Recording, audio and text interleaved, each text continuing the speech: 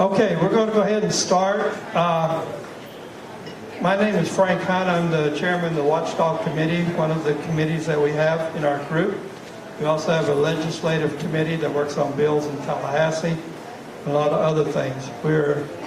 A couple months ago, I was reading a WorldNet Daily article, and I came across this American Watchdog thing.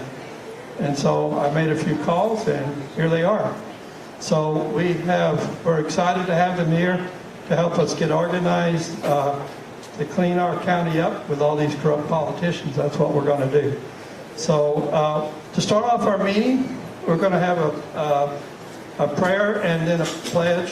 Do we have our prayer person? Would like to give a prayer? Or, okay, come on up.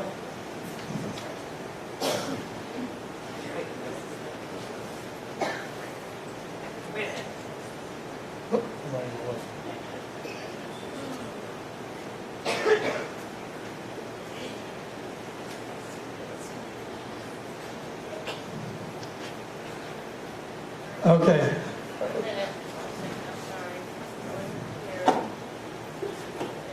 Oh, that's another thing, though. You need to turn off your cell phone so we don't have a lot of ringing and stuff going on. Oh, well, I was going to read Psalm 121. Go ahead, come on up. Can I do that?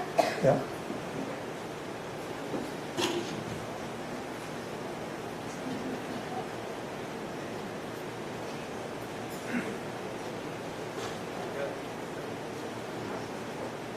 Okay. Oh. Practice. Zach can hear me. I will lift up my eyes unto the hills whence cometh my help. My help cometh from the Lord, which made heaven and earth. He will not suffer thy foot to be moved. He that keepeth thee will not slumber. Behold, he that keepeth Israel shall neither slumber nor sleep. The Lord is thy keeper, the Lord is thy shade upon thy right hand. The sun shall not move, shall not smile thee by day, nor the moon by night. The Lord shall preserve thee from all evil, he shall preserve thy soul. The Lord shall preserve thy going out and thy coming in from this time forth and evermore. Thank you. Okay, stand for the pledge. I pledge allegiance to the flag of the United States of America and to the republic for which it stands, one nation, under God, indivisible, with liberty and justice for all. Thank you. So I'd like to introduce Kirk Allen and John Kraft, who are American Watchdogs. I'm going to turn the time over to them. Thank you. Appreciate it, Frank. How is everybody doing tonight? Great. Why are you here? To learn. Get rid of the corrupt people. Say that louder. Get rid of the corrupt people. Get rid of the corrupt people. All right? My name is Kirk Allen. This is John Kraft. We started what was called the Edgar County Watchdogs back in 2010. And through that process, we identified a need. And it was a need to teach people how to do what we were doing. And that's what brought on the American Watchdogs organization. How did I get started? Now, there's a lot of different demographics in here. Do we have any nurses?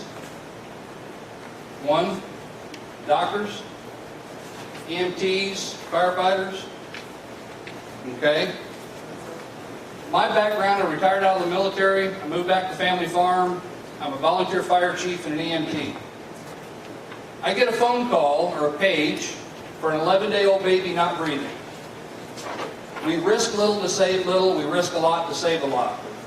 I'm driving 100 miles an hour to get to that ambulance, putting myself and anybody in between me and that location at risk, so I can go to the facility where a 16-year-old mother was holding an 11-day-old baby who was screaming bloody murder. The nurse smiles. If he's screaming, he's breathing. Okay? So my question was, why didn't the dispatcher initiate infant CPR? And I called and I asked, and the dispatcher says, we don't do that. I wish I had a camera on everybody. I know you don't want it all to be filmed, but the look is shock. Is you got to be kidding. What do you mean you don't do that? I was told we don't do that. So I went to my first public meeting. It was our 911 board. I walk into that board and I ask one simple question. Our dispatchers, are they certified? Yes or no? Why do you want to know? What's it matter? What are you getting at? What's your point? My point was clear. I just wanted to know, are they certified? After 15 minutes, they told me all of our dispatchers are trained. Is that an answer to my question? No. No, it's not. My question was, are they certified? My first Freedom of Information request for public records was to our State Department of Public Health for a copy of the certifications, the licenses issued to our dispatchers. 6 years they have been operating without licensure. And then we found out our entire 911 center had never been licensed to operate. If you go to YouTube and just search Edgar County 911, you will see the story that Eastern Illinois University journalism team did on what I was dealing with in my county and my dispatchers. That's how I got started in this, because they lied to me. If they're going to lie to me over that, what else are they going to lie about? Check. We spent roughly 2 years just in Edgar County exposing corruption within our own county officials. Now, if you're here concerned about politics, I can tell you this is the most non-political event you're probably ever going to go to, because corruption doesn't know the difference. And we're going to go through a lot of different stories of how things that we've dealt with, you can deal with and apply them right here in the state of Florida. But that's how I got started, or why I got started. I was lied to. I was told something that was absolutely not true. John, you want to cover your aspect? Yes. When I retired from the military, I did some videography work, and which included, tractor cruises. Tractor cruises around here. Antique tractors cruising through the countryside. Hold your mic close. They got to be close. Football games, basketball games, school plays, school concerts, and then selling DVDs to parents. I went to a school board meeting to ask if I could videotape their school play that year and sell DVDs to the parents. I was told that they weren't going to discuss that at that meeting. And I said, okay. So I went up. 8 o'clock the next morning, I got a phone call from the school secretary saying that they gave that job to the guy that's been doing it for 25 years. I said, well, I thought you weren't going to discuss that. So, long story short, they lied to me at that meeting. There was nothing I could do about it. Kirk and I met a few months after that at the dinner that our newly elected sheriff was giving to his constituents. We're sitting across the table and he was talking about 911 and I was talking about the school board. And we just looked at each other and said, well, let's do something about it. And that was 11 years ago. I had never submitted a FOIA request before. Never really wanted to. And now here we are today. 11 years later. Probably submitted several thousand. How many have heard the phrase, it's one vote, it doesn't count? You're just one vote. And people walk away. You're just one vote. I was just one person. John's just one person. We're going to go through, there's about a 10-minute video that we're going to play. In the beginning of it, and I want to preface so that you know the background on it, there's a lady that you'll hear in the audio that says, have you got proof of that? Well, the history behind that, we were exposing a local county health department, a bi-county health department, and we found in excess of $1 million of fraud within the home health program. And the documents that proved it came from them. So when I presented it to the Board of Trustees, and I asked the question, why do we see this kind of fraud within the home health? The trustee very rudely says, have you got proof of that? I said, yes, ma'am, I do. And I handed it to her. We never heard another word out of her. And about 2 to 3 months later, that entire health department was disbanded. It was shut down because of what was going on. So that's the preface of the video. Test 1, 2, 3. Can everybody hear me in the back? Okay. That's the preface of the video. It's about 10 minutes. We never dreamed in 2010 when we started this that we would see this kind of stuff from other news agencies. Now, you've got great media around here, right? On the internet. On the internet? Okay. That's why we're here. We're going to talk about that. We had the same problem. I know how you feel. We felt the same way, but we're going to show you what we found. In that process, there is a solution. So, John, if you want to go ahead and start the video.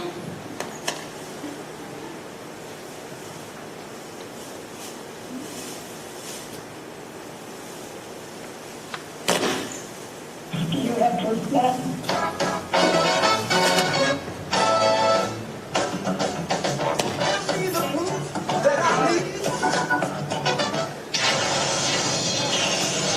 So who's watching your money? A new state auditor just started his 10-year term, and there are serious questions over some of his spending.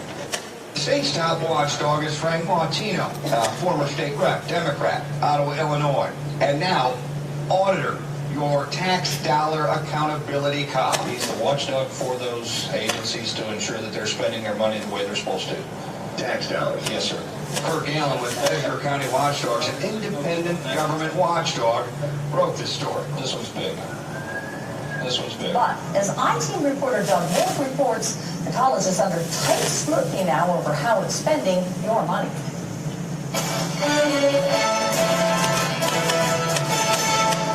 College of DuPage, the second largest college in Illinois, the target of a federal criminal investigation. Just follow the law. That's all we ask. It's not hard. Our investigation uses information obtained through the Freedom of Information Act, receipts, contracts, internet searches, assistance from the Edgar County Watchdogs, and a state Senate Democratic Caucus investigative report. They didn't really follow the spirit of a lot of laws in place regarding open meetings and other transparency issues. The community college, which gets $57 million in taxpayer money from the state, is under fire from the public for its lack of transparency and the way tax dollars are spent, especially at its high-dollar Waterleaf restaurant, which turned into a watering hole for top administrators. Okay, go ahead, say your piece. Officer, go ahead. You don't have to give me permission to say anything. Well, I did, didn't I? Who do you think? I think I'm the guy that can kick your fat ass, you know, so I can't do that, you know.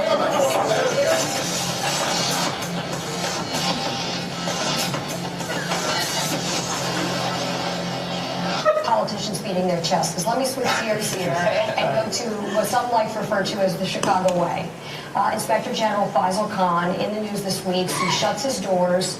He gives his paperwork to the FBI. He was hired to oversee the city council. They imposed restrictions on him when he started to ask for money and raise questions. He's gone. Jeannie, what does this say about our government? Well, what does this say about Chicago government, which is arguably the most corrupt city in the United States? I mean, you've just had you just had the Barbara Bird Bennett scandal in the face of everything. So, I mean, this says that we are going to do what we want to do. We don't want you to investigate. Now, my solution is we bring in the Edgar County Watchdogs and just have them do what they've done best around the state and, you know, essentially out them on their own. Since completion of the project, I processed a FOIA request from Mr. John Kraft of the Edgar County Watchdog Group. The information given to the KVA Commissioner by Mr. Donahue appears to be incorrect. I, as the president of Langlois Roofing Inc., relied on the information Mr. Donahue gave to be true and correct by the standards of the law. It is for that reason I tendered my resignation as a KVA Commissioner effective immediately. I have copies if you want them. Mike, I'm extremely disappointed. I'm talking to you now, just open discussion. Extremely disappointed that even if you did fight it and you lost nothing. It'd be a class 4 felony on me. I have no idea. I have a company that's 55 years old that is impeccable for it, but because of the information I have to step down, which hurts me deeply. I ask you to do the same thing. Representative Ives. Thank you, Mr. Speaker. I rise for a point of personal privilege. Please proceed. I'd like to welcome to the gallery Kirk Allen and John Kraft. They are the founders of the Edgar County Watchdogs, who have done seminal work around the state, exposing what's going on in government. Thank you, gentlemen, for your work. Thank you very much for joining us today.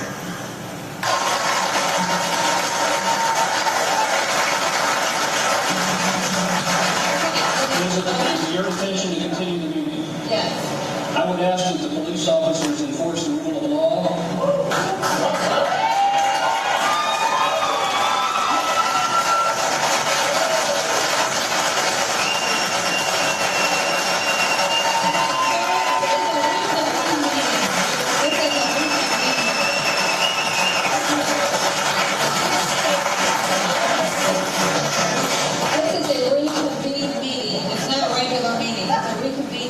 Meeting's over.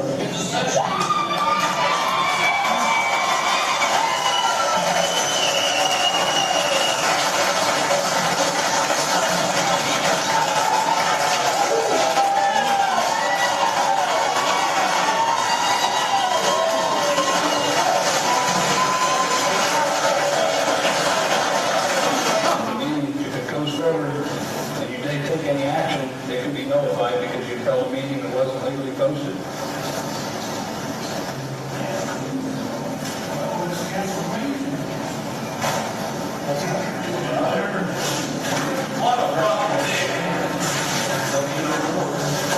I didn't write the law. Hey, this just been 40 fucking years. You come in and all this bullshit. Come outside, motherfucker. I am proud that our data and our accountability models and technologies are being adopted by other third-party groups. Can the nation's leading watchdog model be pioneered out of Illinois? And I think it can. In the middle of nowhere in southern Illinois, there are two military veterans that decided they've had enough of Illinois corruption. And they have, over the course of the last 43 months, 227 local and elected officials have fled their positions in the face of their fear. Federal investigations. And last year, these Edgar County watchdogs, Kirk Allen and John Kraft, they spearheaded 5 pieces of legislation through the Illinois General Assembly and signed into law by the governor. The arrest of Vigo County's Deputy Director of Emergency Management has ties to Edgar County, Illinois. Good evening, and thanks for joining us. Yesterday, Indiana State Police arrested J.D. Kessler for casting ballots in Indiana elections despite being a resident of Illinois. Sir, I just noticed you're recording the meeting over here. I know it's a public meeting, recording is allowed. However, you have a right to have say how things you recorded, what should be done. And if it's going to be for broadcast, posting on the internet, there might be some people in this room that don't want to get involved in that. Me being one. Me too. So I would request that you stop the recording immediately. Not going to happen. According to state statute, you got to do what they say. There's a door out there. I see the door. Can be escorted out? I see the door. I'm sitting here, I have a right according to state law to record an open public meeting. You touch me. I'm not touching you. I'm standing in front of the camera. Fire your camera. There's no law against being able to sit down and do a street observation. Maybe we should because you have to abide, they can set rules on their thing according to state statute. If that's what you think, call the police. 911's their phone number. Would anybody object? The abuse use of your tax dollars. It just seems like they haven't got the memo that the state of Illinois is broke. And the toll it takes on higher education. There's no greater casualty than our universities. But their spending goes unchecked. We need better laws that allow public bodies to terminate these employees for malfeasance. And just how much some employees are getting away with. They got slammed by the Office of the Executive Inspector General for the state. An I-Team investigation. Abuse of power. Tonight at 10. Only on WAND News. Pay taxes, you expect your tax dollars to be spent wisely. But as an I-Team investigation has found, some small units of government are overtaxing or simply spending money in questionable ways. Your tax dollars at work. It was a brand new vehicle. They purchased it without going out for bid. A house of cards, where all of the risk is on you. $500 or $600 at a casino. The spending's out of control because nobody's watching. Questionable spending by small units of government or just plain fraud. We believe they fabricated a contract for purchase. Improper spending in many cases across the state. Ever see those Illinois license plates starting with M or U? There's a new website where you can determine which government body those vehicles are assigned. GovPlates.com. Kirk Allen and John Kraft of the Edgar County Watchdogs have put together the website to make it easier to identify those vehicles, especially when trying to determine if the cars, trucks, or SUVs are being used for government purposes or the private use of government officials at taxpayer expense. We could never figure out who owned the vehicle, and we wouldn't know who to complain to. We would see vehicles in bars, restaurants, sports arenas, you name it, places that at all hours of night when we know there's no public business going on. Government vehicles going 90 miles an hour down the interstate, parked at bars and clubs, parked at shopping malls and sporting events. One example is the village of Wheeling. He was using the city's police vehicle for his private employment. Where people are trying to determine why Mayor Dean Argaris was driving around in a police interceptor. When they asked, the mayor basically told them he would do what he wants since the police car is in the budget. It allows me to use the vehicle for village business or any other business that I have personally, period. I have no restraints on that building, and it's a budgeted item. He was using the government police department vehicle to do his private business for mortgages. The voters of Wheeling tossed the mayor out of office in April. Now the man takes the law into his own hands and makes a citizen's arrest. He had the entire board of the Clark County Park District arrested. NBC5 investigates Phil Rogers is on the story, and he tells us it was all legal. Phil? Think about this. More than once, you've probably been so frustrated with some politician you wish someone would just place him under arrest. This is the story of someone who didn't just arrest one person, but a whole Park District board. It all unfolded in downstate Clark County. About 30 citizens furious that the local park district was not allowing them to air a litany of grievances at a board meeting as the law requires. There's no public comment to this meeting, so this meeting has been adjourned, and all of these public comments are required to everything by law. He's right. The Illinois Open Meetings Act specifically states that public comment is required by law. And in Clark County, John Kraft, a member of a local watchdog group, took it upon himself to place the entire Park District Board under arrest. The board attorney objected and in fact tried to tell board members they were free to go. Man, that's not the statute. I'm telling you, you're making a fool of yourself. And when the sheriff finally arrived, he told the board the citizens who objected were absolutely right, and he enforced the arrest. You have to let the public talk. Pat McCready with the Better Government Association calls it a cautionary tale for everyone in government. They work for the public, and they know they work for the public. Sometimes they might not think about that too much when they're thinking about themselves in a lot of cases, but they work for the public, and they need to let the public have its say.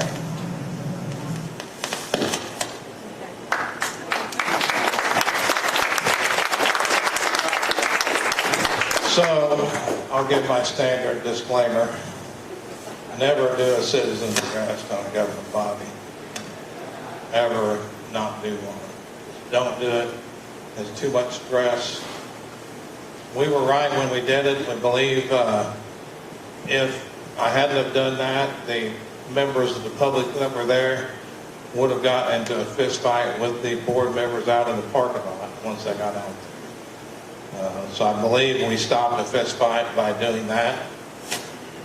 We were right. They tried to get me charged for unlawful detainment, but we videotaped the entire thing, and I gave a copy to the sheriff. He watched it and called me up and told me we didn't have anything to worry about. So, as you can see from this slide, all the colored areas and some of the gray areas in Illinois, we've been in every county of those, and 2 or 3 or 4 counties over in Indiana where public officials or employees have been removed from office. I think that you're getting feedback off the speaker as you walk on that side, so we're going to stay on this side. The point of this, we never set out to accomplish what we've accomplished. We wanted to fix a local problem and move on. And what we found is once we fixed it, what it took to fix it was to publicize it. We opened up a website, not Facebook. Facebook is not a website where you can post your articles and publications and documents when you try to expose malfeasance. Okay?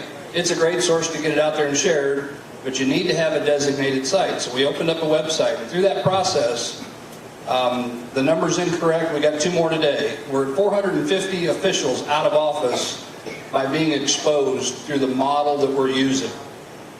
Some of them have been arrested and indicted. Some of them have been sent to jail. Some just quit. Some got smoked in elections. We don't care. We just want them gone. And we don't care what political party they are. And you're going to find corruption knows no bounds. It doesn't ask, are you one side or the other? And that's why we focused on the law. The law applies equally to everybody. No matter what political party you are, the law is a law. And if you follow the law or hold them accountable to the law, you're going to find members of both sides of the aisle are typically violating the statutes.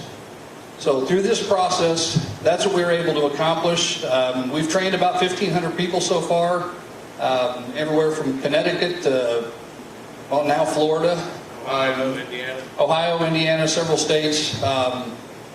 The key with that is the people that apply what we're doing are having the same success. Some of them, it's just, hey, I got my township clerk is out of office. She quit after I caught her. Great, you accomplished it. You fixed your local government. You don't have to take it to the level that we've done. We just got fed up with it and fortunately had time, to do what we're doing. But everybody's having the success if you follow the model. If you try to weaponize this for a political tool, it will never work. You will lose all your credibility. It will not work. Just take my word for it. Put that out of your head if that's what you're thinking this is going to be, because it's not. You will lose credibility so fast, nobody's going to want to listen to you because you took it for an agenda. The agenda should be, here's the law, are they following it? And that's our focus. The last one down there at the bottom. We are not attorneys and we do not give legal advice. How many attorneys in here? Come on, you afraid to show the hands? How many paralegals? Anybody? Okay, no attorneys, no paralegals. How many judges? Okay? We have found that it doesn't matter whether you're a lawyer or not, the law still applies, and you don't have to be a lawyer to read the law. How many have been told, well, I'm not a lawyer, I don't understand it? Why did we put lawyers on this pedestal that they can understand what's written in the law, but we can't? We didn't accept that, so we started reading the law. We started reading case law, and we'll get into some of that through tonight. You don't have to be a lawyer to do this. You don't have to be a lawyer to hold people accountable. In fact, more often than not, we're proving lawyers wrong because they're not paying attention to what's really going on. They're there with public bodies to collect a paycheck and put in billable hours. They like conflict, they like problems because they make more money, the more problems they have to deal with. Why is it important to monitor local government? Anybody want to address that? Louder? Men are sinners. Men are sinners by nature. Man are sinners by nature. Okay? Power corrupts. That's a quote from Madison. Everybody read that? Can you read it? Anybody disagree with it?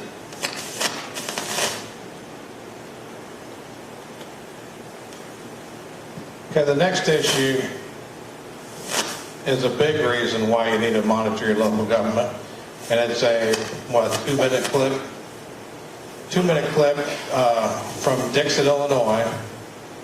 And the movie is called All the Queen's Horses. How many have ever watched that? How many have heard what happened in Dixon, Illinois, home of Ronald Reagan? The village, the small city, the city treasurer stole $53 billion. Million. Wow. And it was the single largest municipal theft in the entire country. 53 million with an M. M is in man. 53 million, actually 53.4 million. It was over a 10 or 15 year period. She got caught when she went on vacation, and the bank statements showed up at a different time of month than they usually do. And the assistant treasurer opened it up and said, "What's this account?" and went in and talked to the mayor, who immediately called the FBI. So this is a preview of the movie. We suggest you watch it. We had nothing to do with this. We're just pointing out that this is another reason to watch your local government.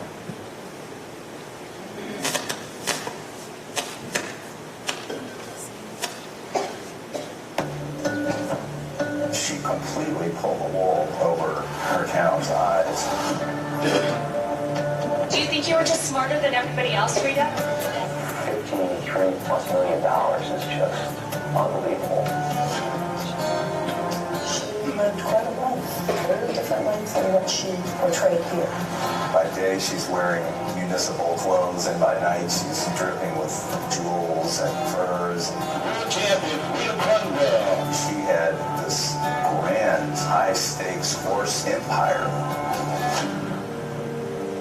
My first thought was, Dixon has that much money that you could embezzle that much money from a little tiny place like this. People just trusted her so well, more than anything. Rita, how did you go to bed and not think, whose lives I'm infecting here? One of the things the FBI wanted to find out was, did she do this alone? Was she hiding for somebody else?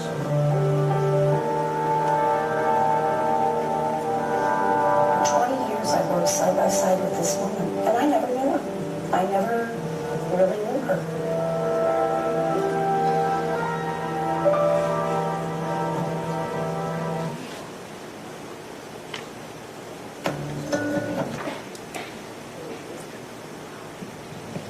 $53 million, one person in a 20-year period.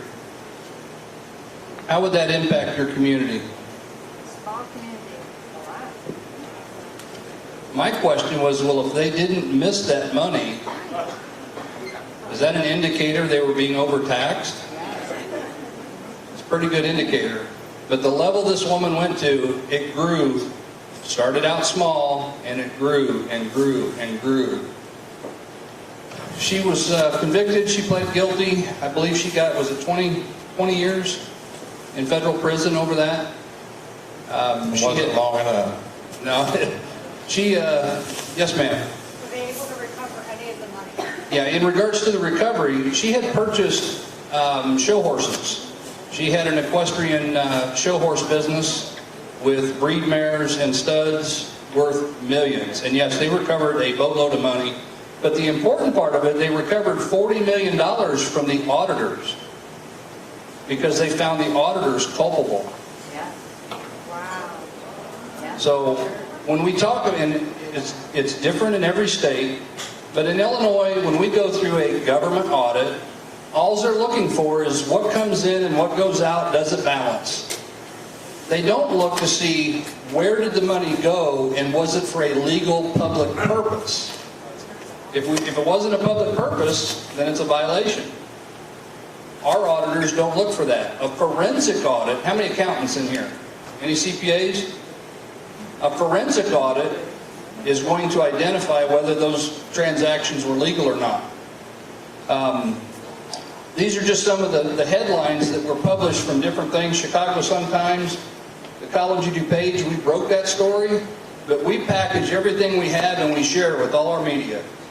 Most of the time they don't do anything with it, but we share it with all of them. It's public record. What happens when we start sharing it and they don't do it and then we publish it, they start to look bad. How come you're not covering this? It's called shaming, in a good way. We want to expose them. You want to cover the accreditation, John? Yes, the college president was eventually terminated by a new board majority that was elected after we wrote about a lot of the corruption. And then the Sun-Times, the Chicago Tribune picked it up and started writing about it. In that process, they were placed on, their accreditation was placed on probation. So there's a group that has to go around and accredit the colleges and the college courses. They were going to show up at College of DuPage and do an accreditation after they had already lost their, well, they turned it into a probation accreditation. Let's swap mics. I think you're getting a lot of static on that. We researched the people that were going to do the inspection. One of them was a college president that had the same problems in Michigan as this college president did in Illinois. So we wrote about it, and they canceled their visit. He resigned. Yeah, he resigned from the group. But just because you're in an association that accredits colleges doesn't mean doesn't mean that you can go inspect other colleges if you're having the same problems that college is having that you're going to inspect. So we broke that, and then, like, within a day they canceled their visit. You saw the story about the mayor of Wheeling, Illinois, that was using a police car for his personal business. He was voted out of office, and if you read this quote from the Daily Herald, the village is crafting a new rule advising elected officials to follow the same laws as residents. Isn't that amazing? What a concept. He was never permitted to use the car the way he did. He should have been in jail. But he got voted out, and it ended there. During several FOIA requests to a small township in Illinois, there was a township park, and in Illinois, when a township has a park, it is to be forever held for the free use of the public. Some township officials can't grasp that simple sentence. Forever held for the free use of the public. It doesn't say for the free use of township residents. So we were hammered on them about charging people to camp and use the pavilion for parties. And we were provided this email from a former park official, and I will read the email. It says, I know the park is supposed to be free and for everyone, but our thoughts were by charging a small amount and putting no sign on Highway 102, we could try and keep the park from being overrun by blacks and Mexicans because the Wilmington Islands are. We wanted it for us, the township. What year was this? This was only a couple years ago. I published that. The Daily Herald newspaper published that. Wow. Was that the Daily Herald or was that the Past? That was Daily Journal. She called up that news reporter and said, you misquoted me. He said, I got the email. How did I misquote you? She said, well, I didn't mean Mexicans. I meant all Hispanics. And then she called me up and told me the same thing. And I said, well, just write that down in the email and I'll make sure not to misquote you again. But she never did provide a backup email, and she got fired from her job. Her private job in the hospital, I believe it was, wasn't it? State Farm Insurance. So, just pinging on somebody charging for use of the park when they're not supposed to, brought out this email and showed why they were trying to charge at that point in time. That was in 2019. It's free now, by the way. Can blacks go? Yeah.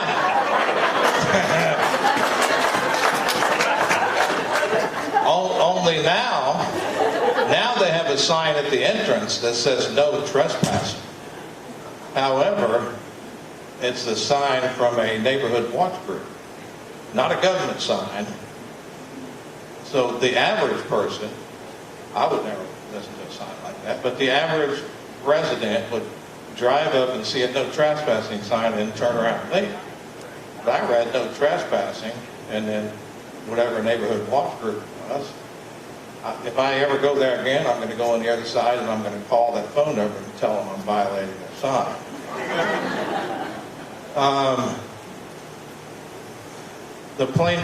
Kirk, you did this one, Plainfield Fire Protection District. Go ahead and cover the citizen's arrest and the...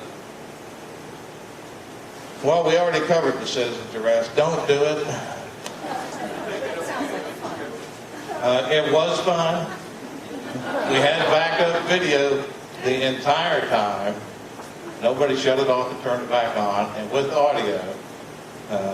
It was fun. In Illinois, you can do a citizen's arrest when it's a misdemeanor. And our law for open meetings is if you violate the open meetings law, it's a Class C misdemeanor. And misdemeanors are subject to arrest. Most other states, it has to be a felony, and I wouldn't do it anyway unless the opportunity arose again. Yes. One of the things that came out of that citizen's arrest, the woman that was told in that meeting saying, you can't do this, that was the former assistant state's attorney. She was a prosecutor. She was the daughter of the board chairman, making $800 a meeting, being the attorney for the park district. They said, you can't do this. One of the things I learned in the service was a phrase, 2 questions, says who, with what proof. And I ask that all the time, and you can apply those 2 questions to everything in life. Says who, with what proof. She said that, she was wrong, and we proved her wrong. But what came out of that over the next year and a half was really shocking, because we had, was it the Illinois Bar? I think it was the Illinois Bar Association published the importance of public bodies paying attention to the Open Meetings Act. Because if you violate it, it's a crime, and you could be subject to citizen's arrest. The National Law Journal posted it. Yeah, National Law Journal. I mean, what ended up happening was what we did was validated by lawyers after the fact. And kind of related to the COVID situation in Illinois in March 15th, I wrote an article on due process. Everybody familiar with due process? We looked at the statute and we identified what a health department could or couldn't do and how they could initiate a quarantine. And we published the first article in Illinois, and we begged attorneys, please, let's sue the governor, because he was trampling on the due process rights of people. And for the first 6 weeks, we couldn't get anybody to, oh, you're crazy, this is a pandemic, you can't sue the governor. Fast forward, now there's attorneys lining up suing them hand over fist, and they're citing exactly what we wrote March 15th. All we did was read the statute. That's all we did. He wasn't following the statute. Local health departments weren't following the statute. This fire department, Plainfield Fire District, in our law in Illinois, there's a provision for corporations. They pay a certain corporate tax, and it gets sent back to units of government. Well, that particular tax is supposed to be used for a public purpose. We had an insider that tipped us off with the fire department that they were buying all kinds of goodies that had nothing to do with providing fire service to the public. So I packaged it, I sent it off to the local press up there, the Patch ran the story. They fixed the problem. They don't do that anymore. To really fix the problem, though, would be to stop the tax, because it's evident you didn't need it for fire service. because you were giving it away for other stuff. But just by asking for a few records, you're going to be surprised with what actually percolates. How many have ever issued a Freedom of Information request for records? Part of your assignment when you leave out of here tonight is to issue some Freedom of Information requests, and we're going to get into that through this evening. Another fire district. Yes, ma'am. But they should be free because they're charging for that. And every state is different. In Florida, they can charge up to 15 cents a page. There is provisions where they can charge. They can charge for time. So there's a way to try to avoid that, and we'll get into some of that when we get onto the FOIA topic specifically. But yes, they can charge. This particular fire district, they had a controversy going on. They were going to give their director a severance pay, get rid of him, and we wanted copies of it. No, you can't have it. Wrong answer. That's a public record. Any expenditure of public funds is a public record. They had to give it to us. Well, after John posted that article, we got copies of all of it. The embarrassment is what made them turn over the records. The public recital, this is a law firm that was with the College of DuPage, which is really ironic because they were giving the college board and all those people legal advice, but that was one of the law firms that represented the college. In that process, when we talk about taking action in a public meeting, every state's different. We're going to get some fine-tuning here in a bit with what Florida laws are, but you have to have an agenda, and it has to be on the agenda. Well, we were paying attention to some court records that were filed, and the president made a claim in the filing that the board approved his contract extension on such and such a date. Oh, okay, well, if it was on that date, then there should be minutes. It has to be done by a public meeting. There should be an agenda. Lo and behold, there was no meeting and even held on that date. So we started backtracking and asking questions, and lo and behold, they held a special meeting and didn't publish it to the public, and we believed they did it in closed session because the minutes didn't reflect it. Well, in Illinois, you can't take action in a closed session. You have to do it in the public eye. So we filed a criminal complaint. How many have ever gone to your police and filed a criminal complaint against your local officials? Okay? Not yet. There you go. Well, this was a case where we knew the outcome because it was in a court pleading, a verified court pleading. For those that don't know, a verified complaint means everything in it's true. So that is a piece of evidence they filed with the courts. How could they have done that if there was no meeting? I alleged, and I won't know until they listen to the closed session recording. I went to the state's attorney, and on a Friday evening, I gave him the evidence, and I alleged that in closed session, they voted to extend his contract. Monday morning, they issued a subpoena to the college for the closed session recording and all the minutes, everything surrounding this situation. And lo and behold, they prosecuted them for the Class C misdemeanor that it is and proved that they voted in closed session with that attorney by a show of hands and tried to say, well, we didn't vote on it, it was just a show of hands. Typical politics. That's what they said. What there? The new board that was in there admitted guilt. We had an election came and there was new people that came in. They admitted what they did was wrong. That one action stopped a $500,000 plus contract extension. All we did was look at the records and take the next step to give it to someone that's going to do something about it. Madison? You guys have the staff, or you do all this yourself? We are the staff. You see both of us here. There's a little water district down in southern Illinois, just outside St. Louis. I think one of the commissioners contacted us about this one, but we submitted a bunch of Freedom of Information Act requests, and we got a whole bunch of credit card statements back. And apparently in Missouri, when you rent certain hotels, the rental information at least at that time, in 2018, you could access it if you know the last four of the credit card number. So somebody went to the hotel's website and typed in the last four of the Water District credit card number and found out that they rented one hotel room for each of the commissioners and their wives and an extra room to party in on Super Bowl weekend in St. Louis. They bought a whole bunch of alcohol and brought it in. They catered in a bunch of food for the whole weekend for the commissioners and their wives, who get paid nothing. They're not supposed to get paid anything to be a water commissioner.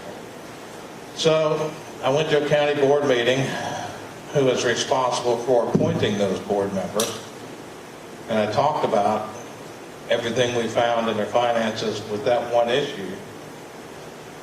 And I also talked about the county board public comment policy, and they changed their policy. There was a referendum signature passed to make the water district board members elected instead of appointed. That passed over 80%. And now those are elected officials instead of appointed by their friends on the county board.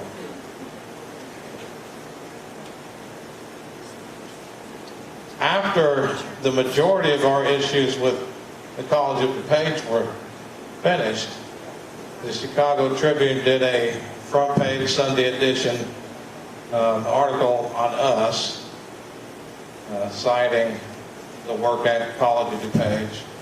Because, like I said, like Kirk said earlier, all the information we gathered, we would provide to the Tribune and Daily Herald. And come to find out, they were sending Freedom of Information Act requests for everything that the Edgar County Watchdogs requested.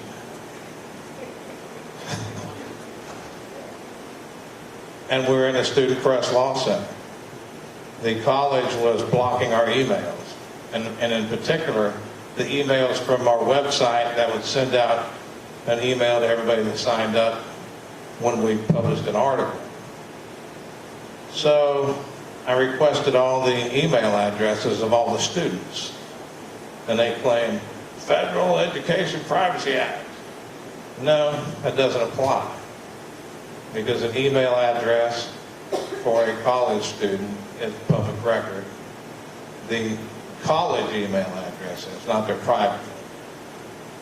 And so we got all those email addresses. It took us a while, but the Student Press Law Center wrote down that FERPA didn't apply, and they said that's good.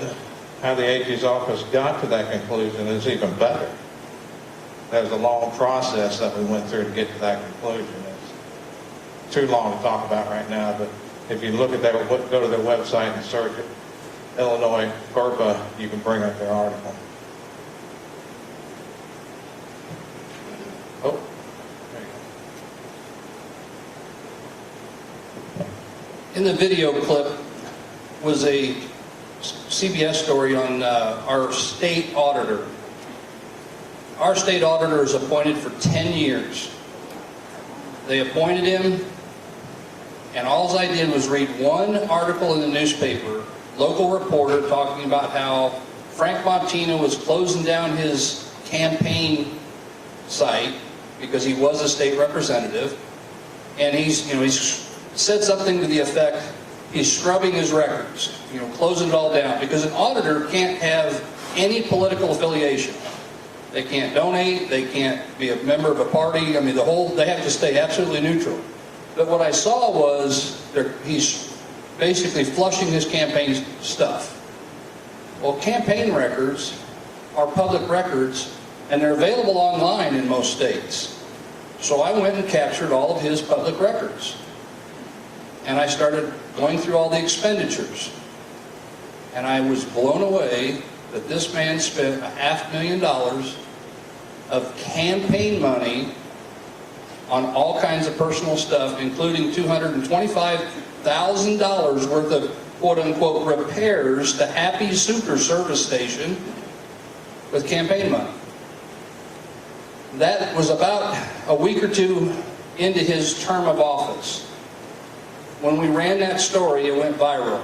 The feds got involved, the U.S. Attorney got involved. He pled the fifth in the State Board of Elections hearing on the matter.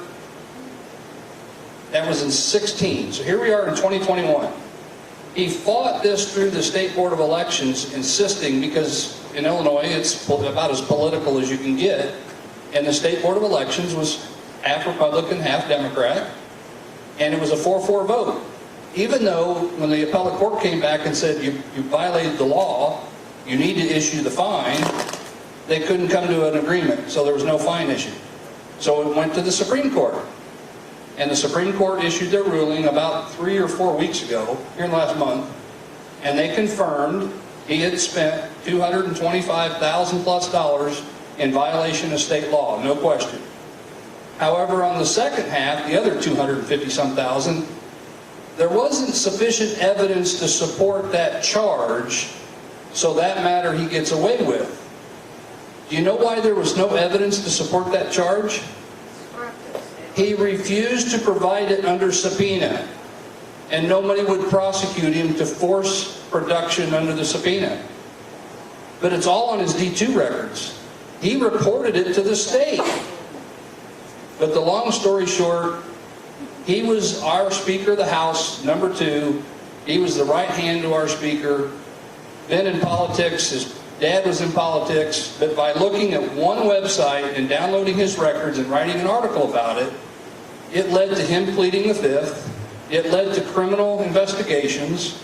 It led to a Supreme Court ruling that validated what we said was true and accurate.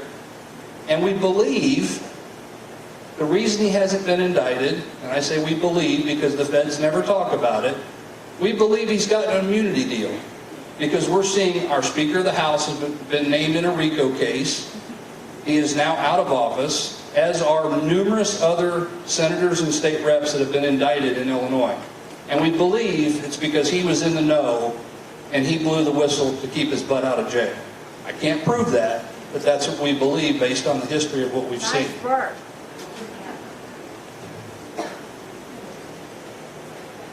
National review. Government accountability starts with local action. One of the local universities had us come up when we broke that story. They did a TV news segment on it. The Auditor General is supposed to be the guy that, or the gal, whatever the case may be, the one that watches over all of our money. This was a case where he is still in office today. There's a resolution that has been drafted and submitted every year for his removal. And the House Speaker refuses to bring that forward for a vote.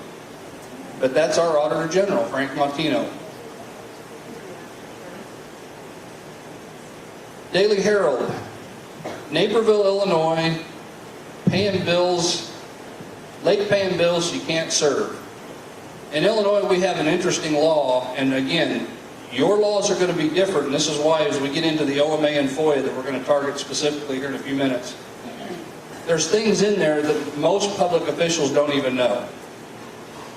If you are elected municipal alderman or trustee and you are in arrears to the public body, meaning you owe them money, like a late fee's been assessed, or you have a parking ticket you didn't pay, you are in arrears, and the law says you're no longer qualified to hold office.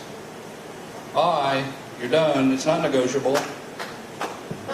So we went to the city council in Naperville, 100,000+ people in that community. Probably was it eight or 11 board members, I don't recall, and we outed 2 of them, hadn't paid their water bills, and up to some of them 16 months. Wow. One's on the phone. That's not true. My wife said we paid the bill. We've got records from your own water department. You haven't paid the bill. Here it is. So that's back to that public embarrassment. So, yes, sir. Different mic. What happened, I call this break the law, change the law. We caught them breaking the law. They shouldn't be in office. So they go to their city council attorney. Hey, we need a legal opinion on this. Is this right? They're not lawyers. They can't be right on this. And they crafted the most unbelievable garbage you've ever seen to say that we're wrong and it's okay, they can stay in office. What did they do? slowly went around the corner down to Springfield, our capital, and they changed the law to make it next to impossible to get them out of office when they're in arrears to the public body. Well, why did you need to change the law if we were wrong? It doesn't make any sense. They knew we were right. And there was one other public body we drove up, in fact, 3 hours that day. There were 3 of them total. This is one of them. Well, one of them we drove up 3 hours on a tip. 2 board members hadn't paid their water bill. And on our way back, it was about midnight, and we were punch drunk, tired, laughing. It was like, we are crazy. We just drove 3 hours to go talk for 3 minutes about 2 people that are late on their water bill. What are we doing? And the phone rings. And it was Adam Angieski with Open the Books. How many are familiar with Open the Books? If you're not familiar with openthebooks.com, you need to go to their website and you need to learn how to use their website, because the finances that are on there tells you what's going on with your local governments. But Adam called and he goes, "Hey, did you hear what happened tonight?" "No, what?" "One of those board members resigned right after you left. He didn't want his name published." I'm out of here. I quit. And the other guy paid his bill and didn't run again, but a 6-hour trip resulted in a bad actor getting out of office. So now we know why we drove 3 hours. Sometimes you don't know why you do what you do. It comes out later why you did it. There's really no rhyme or reason to it. The National Law Review highlighted the Park District Board and what we did with an Open Meetings Act lawsuit pertaining to that citizen's arrest issue.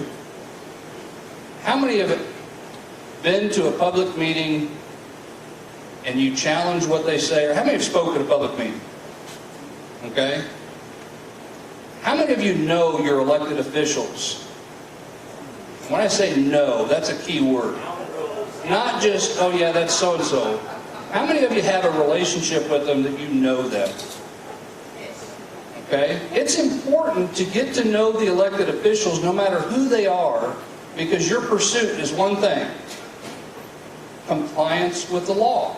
It doesn't matter whether they're of your political leanings or not. This particular meeting, the next day we filed a lawsuit.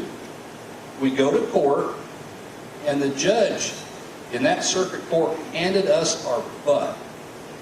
And we were doing it pro se. We couldn't afford attorneys. We did it ourselves.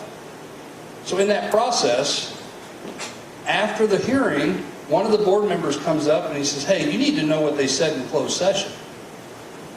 The attorney for the Park District says to the board, one board member says, "If you lose this lawsuit against the Watchdogs, you're fired." And the attorney responds with, "Don't worry about it. The judge was my former law partner before he became a judge." So we lost at the circuit court, but we knew we were right.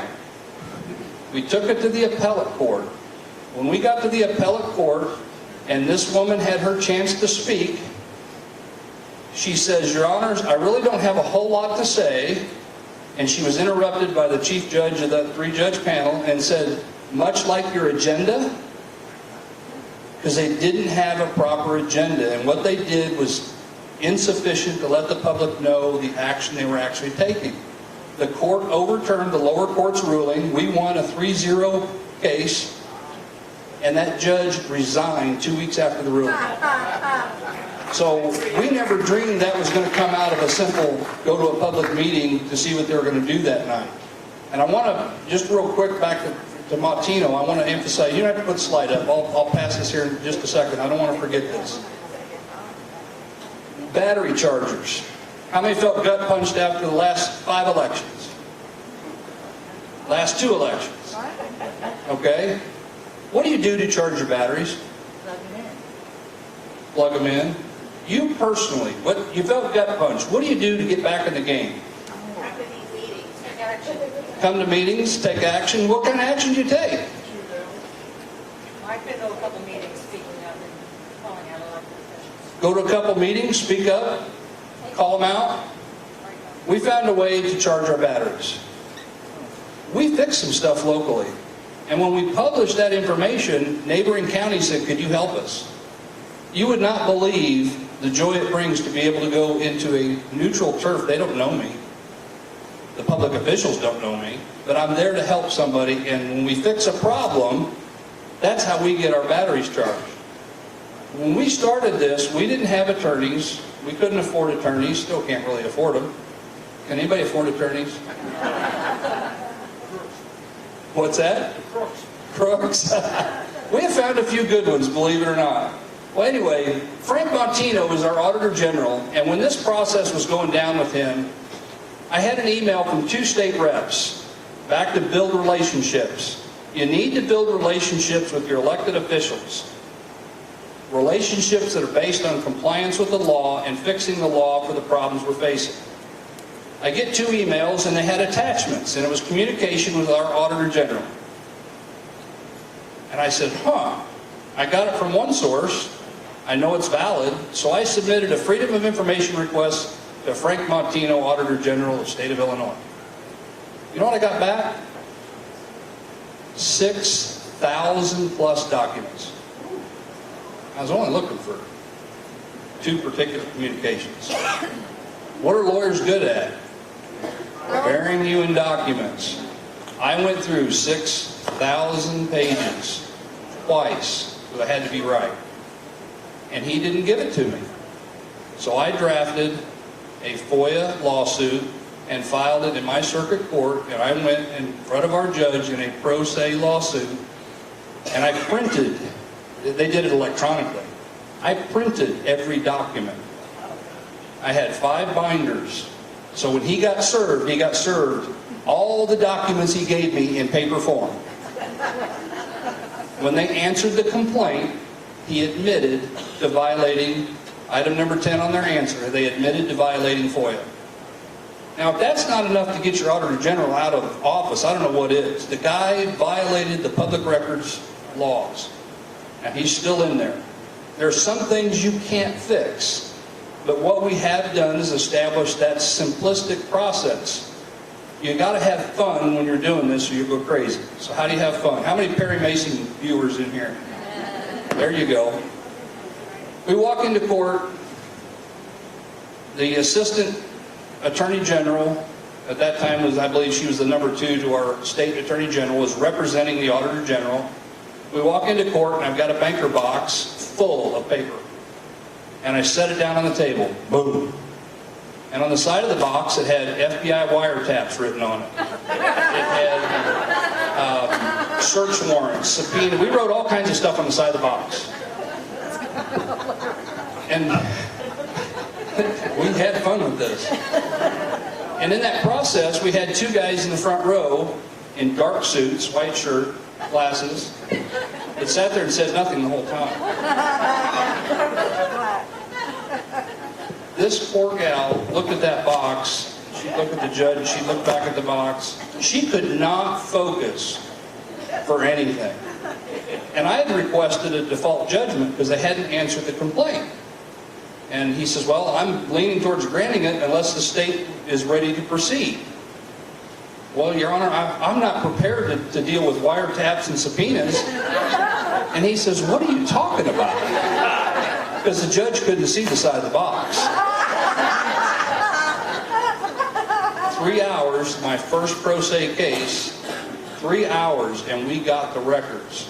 And to give you an idea how in the middle of nowhere Edgar County is, the judge says you will produce these 18 records. So I suggest you make copies. We'll recess for about 20 minutes, go make copies, and we'll get this resolved. And she says, well, Your Honor, is there a Kinko's close by? And the judge starts laughing. You cannot make copies of paper in Edgar County unless it's your own personal copy. We don't have a place that makes copies. We drive 40 miles to go to a dry cleaner. There is no such place. She ended up getting copies in the clerk's office, the circuit clerk's office, and she spent about 20 minutes out in that hallway in tears because she has to go back to Springfield and say these non-lawyers just beat her at her own game. You can expose these people if you just have a little bit of fun with it. They absolutely think they're untouchable, but they're not. Why are we here today? Real clear politics. Where's Frank at?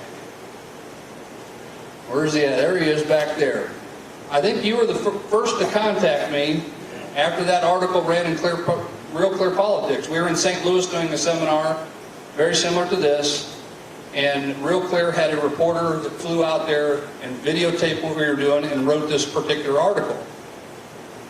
American Watchdogs was put together to be able to set up a training organization and a support system that when you have a challenge, bounce it off us, send it to us. We'll train you how to do what we do within your state laws, and in that process, you should start to see the same success that we're having.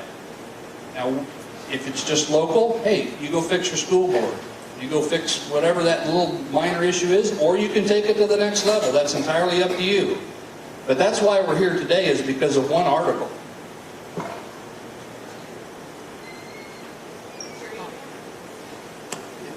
Our email will be on there. Next slide. Working on it. Yes, ma'am. There's a local judge that's a good idea to lawyer up with one of his buddies. Local judge that's... I've been told, well, I'm not the only person that knows of a local judge that knows that your outcome will be more favorable if one of his buddies is your lawyer. Okay, favoritism with judges versus lawyers. You're going to have that. That's called human nature. And unless you can find that they're doing something corrupt, that's a tough one to fix. It's a tough one to fix. Now, one of the things that I want to emphasize, we are focused on local government accountability. When you look at Washington, where did those people come from? They came from your local government, whether it be a fire department or a library district, a school district, a county board, city council, and they work their way up the food chain to state government, and then they become, national level congressmen or senators. Well, if they were doing things improper at the lower level, what do they take with them to Washington? Because a lot of people say, well, you need to go to Washington. It doesn't do any good. You got to start where the problem is. You got to clean it up in your own backyard, and the only way to do that is do it where you live. And you can. And that's the example that we really want to emphasize. Golden padlock. Golden padlock. Talk about embarrassing. When you need to, embarrassing the public officials or the public body. But before I get into this, I want to go back to the Park District lawsuit that we won in the appellate court. I typed that up and I listed the names alphabetically, so when you search it, it's Allen versus the Park District. But I typed up a document. So, investigative reporters and editors, every year they issue a golden padlock. And according to their website, it signifies the most secretive public agency or individual in the entire United States. And this year's 4 finalists include the Texas Attorney General, was it Louisiana? Attorney General, the Bureau of Indian Affairs, and little old Algonquin Township in northern Illinois. We have been fighting them for 3 years to obtain public records that they refused to give us. The state's attorney told the clerk in an email, you need to provide these, and she refused to. We have, I think, 4 or 5 lawsuits against them, and in that process, one of the lawsuits includes communications between the township and YouTube. The township complained to YouTube about a video that I put up that I got from them and said it invaded their privacy and they had to take it down. And there's 5 communications back and forth between the township attorney and YouTube. I requested all the attorney invoices. I didn't even know YouTube took the video down when I did it. And I got bills, communications with YouTube. So then I went to YouTube and looked at all our videos, and sure enough, one of them was taken down. So then I requested copies of the communication from the attorney. He wouldn't give it to me. There is none. So I had a guy that I knew on the other side of the state request the exact same thing. They gave him the letter that they sent to YouTube, which was to take down that video. There were 4 other communications back and forth that he didn't give that guy, so we sued him for all the communications, and we're still, 3 years later, in a lawsuit about it. The video is back up. We keep copies of everything we upload in case that happens, and the video is hosted on our website now, and a second copy on YouTube, just in case, you know, people want to watch it on YouTube, they can. YouTube didn't take it down again. But also during the process, they FOIA'd all of our Dropbox accounts. Subpoenaed our Dropbox account without telling us. We got that subpoena quashed and then moved everything out of our Dropbox into a company called Sync. That's a zero-knowledge web storage. So about 1 or 2 months later, they subpoenaed our entire Dropbox again. Wanted to know every document we had, who had access to it, who uploaded anything, when they did, and who looked at anything. We got that one quashed again. So when I heard about the Golden Padlock Award, I submitted the application for the award, and the Board of Trustees, they were all voted out in April, a couple months ago. There's a new board now, but the old board is in running for the Golden Padlock. And we're proud of it. At least they'll be known for something with the next one.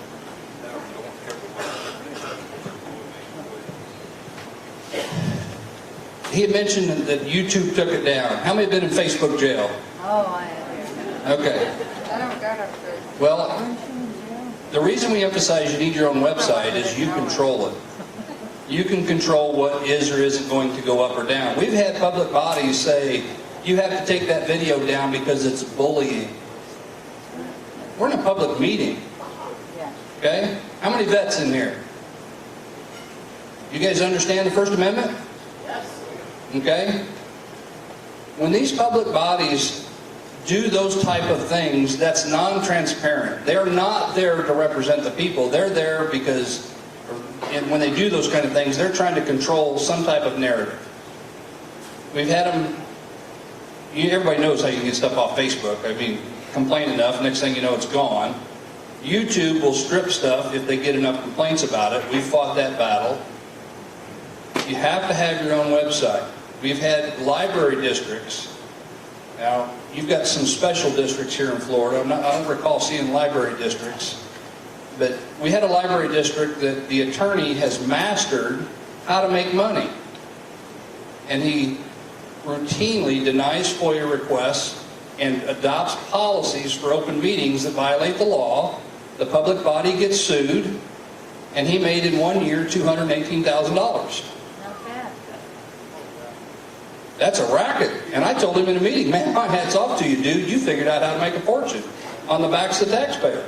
And every board member in there needs to resign because they're the ones allowing that to happen. You have to be able to control your data, and you can't do that if you rely on some of these outsourced social media messaging, apps that are out there. That's not the way to do it. You've got to have your own site. The finalist with this, if that public body gets that, I'll be tickled pink, because this is an award to them. The most anti-trans, they're 1 of 4. And is it it's tomorrow, I think. Tomorrow night, they're going to select 1 of 4 for this national award.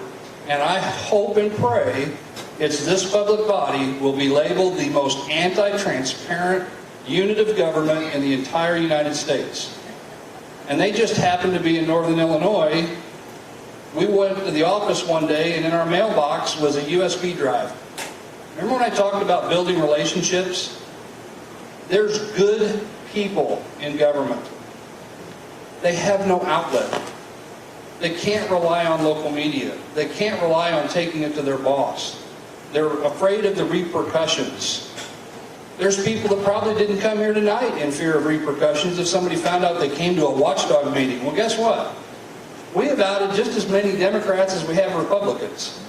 And when we go someplace, if it's Republicans in charge, all of a sudden, oh, that's them Democrats. And then we'll go somewhere else and it's all Democrats, oh, it's them Republicans. We hear it all the time. The law doesn't know what political leanings you have and doesn't really care. The people make the difference, and that's where you have to make the difference. That one public body, we had one person send us a flash drive, and when we opened it up, we could not believe the records that were in there. Credit card statements. Oh my gosh, you would not believe the stuff that one of the road district commissioners was buying for his wife. It was over the top. Bill after bill after bill. Disneyland. We're going to go to Disneyland. We're going to take our family. I mean, these are things being spent with taxpayer money that had nothing to do with public business. So building that relationship is important. That starts with this next slide. How many of you have attended a meeting? We asked that question earlier. What are some of the hot issues going on in this local community that are of concern to you folks? Critical race theory. Yeah. Superintendent. Masking our children. Okay. Government spending. What was that? 1%? 1 cent sales tax. Is that going to the schools? Taking the, who was it? The superintendent of school, firing them and putting in somebody else after the contract was already made. Okay. And it wasn't on the agenda. And it wasn't on the agenda. Yeah, that's the biggest one we've done. Why don't you guys tackle that? And how, actually, we are working on it to a degree. How was it addressed? Who said something in public comment? What response did they give you? Disregarded pretty much everything everybody said. Okay, so no resolution to it. They got away with it. Okay. So far. We're not done. Has anyone FOIA'd a copy of the policy for hiring? We were waiting for this. Okay. First, you need to know what their policy is.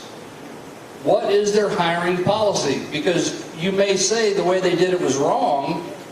Did it violate their policy? Do they have a policy? Because there's a big difference between state law and policy. If they have a policy that there's no requirement to put it out, for requests for proposals from, potential candidates, or no interviews, there's really not a whole lot you can do. But you need to publicize what they did. Is it being covered in the press? They did. So from the way that I gather it is that they had a vote, they voted somebody, and then at the next meeting, it wasn't on the agenda, but one of the board members said, there's going to be something, it was rumored something was going to happen at the next meeting. So it was planned, and people showed up on one side. And she, in the middle, rescinded her vote, and they voted in somebody else who wasn't even qualified. Okay. And it was based on color and race rather than qualification. Okay. If everybody didn't hear that, it was based on, you said it was allegedly based on race and race, gender, qualifications, okay? No qualifications. When we hear a project like that, the first thing we're going to do is, what was their policy? I got to know that as a starting point. Because if their policy doesn't require that they seek out, some type of mechanism to get the most qualified, there's not a lot we can do other than push for a proper policy to make sure it never happens again, and then find out if there is any truth to the allegations regarding qualifications. Because that's the big one that we all can agree on, I think, no matter what your political leanings are. If they're not qualified, they shouldn't have the job. Or to ask those questions, why did we go that route versus this route?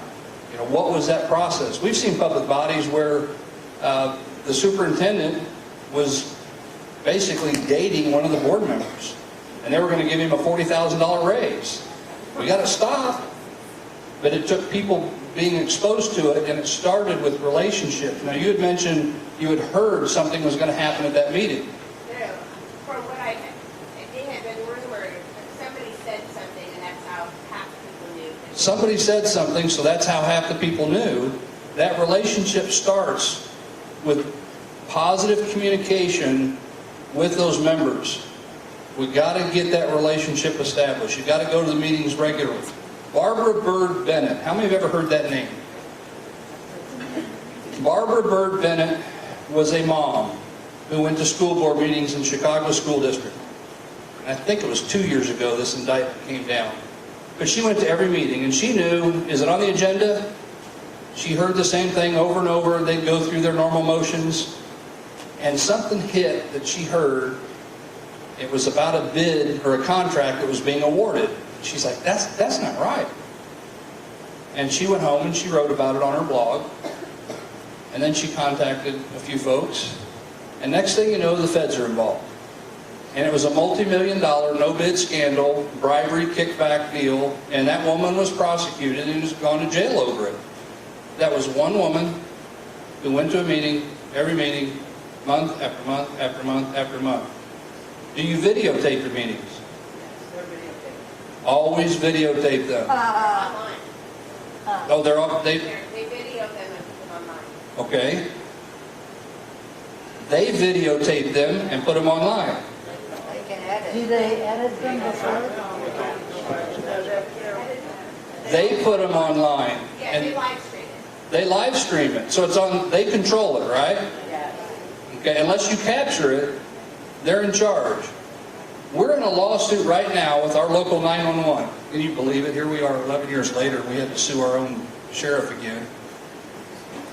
We had 2 people die during the day on radio calls, same dispatcher. An insider told us, you need to see, you need to FOIA the video. They had put Nest cameras up there and didn't tell the dispatchers, but one of them found out about it. Nest cameras record audio. They have fought and fought and fought. We finally went to trial last week, and the judge says you will turn over the audio. He's not going to make them turn over the video. They claimed it was a security thing, that they have to turn over the audio. And I placed bets with our attorney. We'll never get the audio because they're going to say, well, it got corrupted and we don't have it. How did I know there was a problem? When I FOIA'd it, my county board chairman calls and says, I don't know what you're looking for. I've listened to it. There's really nothing there. Yeah, right. Okay. Then there's no reason to not give it to me. What's the big deal? And they fought and fought and fought and fought. So we don't know if we're going to get that or not. My point being, when you go to a meeting, don't rely on them for your source of that video. When they're if you go to a meeting that's not being videoed, they act entirely different than when they are being videoed. But that due diligence of having that recording, you control it, not them. Because more often than not, when there's something really bad, we've seen public bodies just go boom and hit the button and it's gone. Kind of like Epstein. That's like Epstein, okay. You want to cover Shiloh, you said? Yeah, there was, when you brought up schools, there was a school superintendent down in Southern Illinois that was up for a new contract. And people were calling us and kept telling us, you don't know what this guy's done. You don't know what this guy's done. Well, so I submitted some FOIAs and I couldn't find out anything. So I called a school board member and I said, what's going on? The school board member's like, well, he did something when he was up in some suburb in Chicago a couple of decades ago, and there's no records of it. I said, oh, really? So I went to the Chicago court site and searched for any records with his name on it. The only record available was where he filed a motion to expunge the sexual abuse criminal charges against a child that he pled guilty to before Illinois passed a law that prohibited school employees and various other employees from working in that position when they were convicted of a crime like that. So I knew he filed an expungement, and I knew the charge that he was either found guilty of or pled guilty of, and I knew that they denied expunging his records. Because even you can get records expunged in Illinois, but not if you plead guilty or found guilty and it was a criminal charge and you were either fined or paid some other type of penalty. That was the law at the time. So I searched the State Board of Education website, and there was a little article about the importance of, and I can't remember the name of it, but it mentions everything I found in that expungement letter. So I go to the school board meeting and they try to tell me I can't talk. Superintendent sitting right there, and I start explaining how I found out what he did and how it's not a moot issue because he was found guilty or pled guilty. He did know about it. He filed an expungement motion, and the court denied the expungement motion. So it was still on his records. Who cares if we can't find it right now? But it's still on his records. And I told Kirk's like, why would they hire some guy like that if they knew? Because the school board swore up and down they knew all about that. It was so long ago they weren't worried about it. It didn't violate state law now. And I said, Kirk, I bet that's because he was the cheapest guy that they could find. And sure enough, he was the cheapest guy they could find. But they did not renew his contract. And then later on, I find out that around the St. Louis area, he was fired in a similar situation. Somebody found out about it, went to a board meeting and said, hey, we know what you did. And then he was out the door up towards Edgar County working for a school board. So keep them on their toes, keep submitting Freedom of Information Act requests. You said she wasn't qualified. Get a copy of her resume. She's an attorney. Yeah. Get a copy of her resume. And so she's never had any experience with construction or administration or curriculum. Look at the school. She's a school superintendent.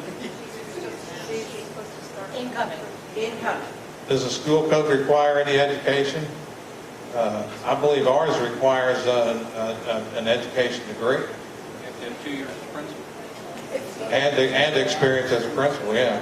If early in the process of the search for the superintendent, all the school board members voted in agreement that the new superintendent would be from an educational background, and they didn't follow that? Yeah. Is that something? You gotta look at their policies, find out what state law says on what the minimum requirements are to be a school superintendent, and you might be surprised. We're thinking also the sunshine law is broken. Yeah. The what? The sunshine law. The current superintendent was, It wasn't on the agenda, which is why it was broken, right? well, he was introducing her as his first choice. Yeah. He would take her around to different groups within the school district. The superintendent would do this. Yes. What about the school board? It's not supposed to be a superintendent's choice. The people didn't elect the superintendent. The people elected the board. The board should be the one making the determination and doing introductions based on interviews. Two fought and then one really fought and actually publicized a whole article about how they failed as a board and they needed to go back out and start over. And then one came and she didn't get back up. It was awful.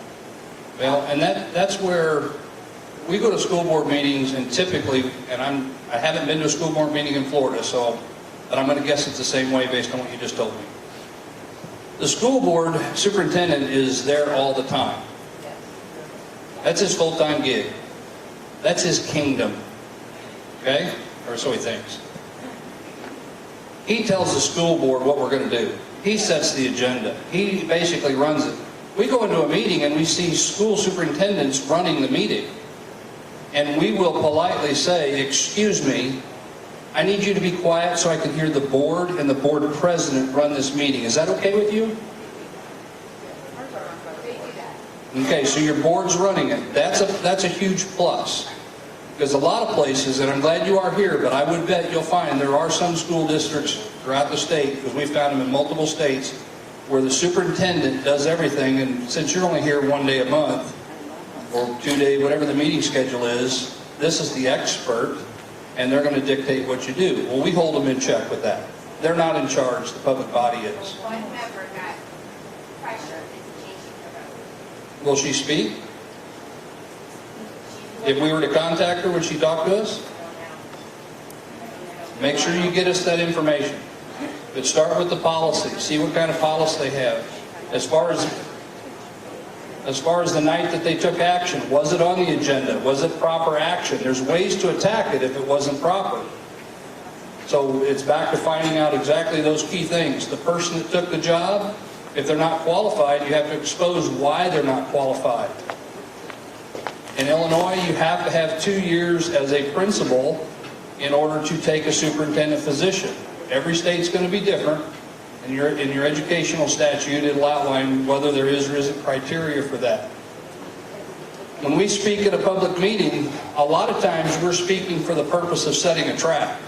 We already know the answer. And it's important to find out as much information from other sources, and you'll know. How many walk into a meeting and you know in the first 2 minutes you shouldn't be there? What was the indicator?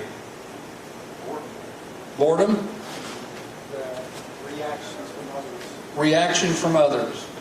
Typically, we can know in the first 2 to 3 minutes whether or not we have to come back. Because when you walk in and all the heads look, the jaws drop, and they go, who are you? What do you want? We're getting ready to start a meeting. Yeah, no problem. We're here for the meeting. Don't worry about us. And then we set up the tripod. And then they quiver. Well, guess what? That's an indicator that we need to come back. What they don't know is we're already there for a reason. We went to one meeting in Redmond. Remember the mayor that didn't live there? Did you guys get that? The mayor that didn't live in town? He had property there, but he lived in the county seat 13 miles away. And he was still the mayor. And we walk in, we set up the camera, and he stood there and looked at us. He knows who we are. It's right there in Edgar County. You are not coming into my meeting and raising hell like you do everywhere else. Watch me. Yeah, John says, watch me. He resigned the next day. It just takes someone to challenge him with the law. He had tried to say the county clerk, who's the election authority in our county, well, Augie said we could do this. He said it was okay. And we know Augie. No, Augie never told you that. But we'll check with him in the morning. Of course, he had never told him it was okay. He didn't live there. He had no right to be the mayor. He resigned. He automatically is disqualified to hold office the minute he moved out. So you have to be able to, basically confront him at those public meetings. Illinois, we have a right to speak. Do you have a right to speak? Yes. In statute? Yes. Okay. How long do you get to talk? 3 minutes. For all public bodies? No, not at the state level. State level? State level, when the meeting got long, they cut some of us down to a minute and then 30 seconds, which isn't enough to say hi. Okay. In Illinois, you have to have a public comment policy. It has to be adopted. So when we go into a public meeting and they say, well, we're going to give you 3 minutes. My first question is, do you have a public comment policy that's been adopted? And it's deer in the headlights. What are you talking about? That tells me they don't have a policy, so you can't restrict my time to 5 minutes or 3 minutes or anything else. When you go to a meeting over and over and you start to expose things, here's what you can expect. They're going to restrict your time to speak because they don't like what they're hearing. That's an indicator that they're not there for your benefit. When they start adopting policies that are more restrictive of your right to speak, that's a red flag. And that's what they do all over the country. They want to limit your speech. Or we've had some Danville where they wanted to line everybody up that was residents And then if there's enough time left, we'll let non-residents speak. Well, we weren't residents, and they knew that. You can't do that. Public comment is for citizens. It doesn't say residents. So everybody has that right to speak. For those veterans that were in here, you can appreciate the importance of that First Amendment. When they're going to trample on that, we got a real problem. How many of you spoke at a meeting? The key is, why did you go there and what is it you're looking to accomplish? How much homework did you do? Did you look at the state law? How many of you have read your Open Meetings Act law, your Open Public Meetings law? It's long, isn't it? Real long. All kinds of provisions. Okay? And we're going to get into that here in this next slide. You've got to have your ducks in a row when you go in there to speak, because you have to be the expert, because I can assure you they're not. Yeah, we can. We're going to take a short break before we dive into the next session. Frank's got something he wants to share. What do you think, 10 minutes, 15 minutes? 15 minutes is good. We'll start back at the top of the hour. Can we leave the microphone on? A few quick announcements. We have raffle tickets. Carmelo, where is he at? Raise your hand, Carmelo. He has raffle tickets. If you want to buy those, they have a prize for that. And let me see where. Okay, so we have. There's a sign-in sheet at the front table. So if you did not sign in, make sure you've signed in so that we know that you're here. We have on the table. We have T-shirts that are $20, grassroots T-shirts in the back if you want that. And they have dessert that you have to purchase, but they have a tiramisu and mini cannolis if you want dessert. You have to check with the waitress in the back and they'll fix you up for that. On your table, there's some forms. This form, if you, we have a sign-up form here that you can put your name and email if you're not part of the group and different committees if you want to sign up for a committee. This small one here, this is if you want to be on the Watchdog Committee and go to these different local meetings. If you're in one of these localities, we're going to have people attending all these meetings. We have the Watchdog Committee. This is what you fill out when you go to a meeting. So if you're on the Watchdog Committee. We also have the application for Seminole County Republican Executive Committee. And we have Don right here as part of that.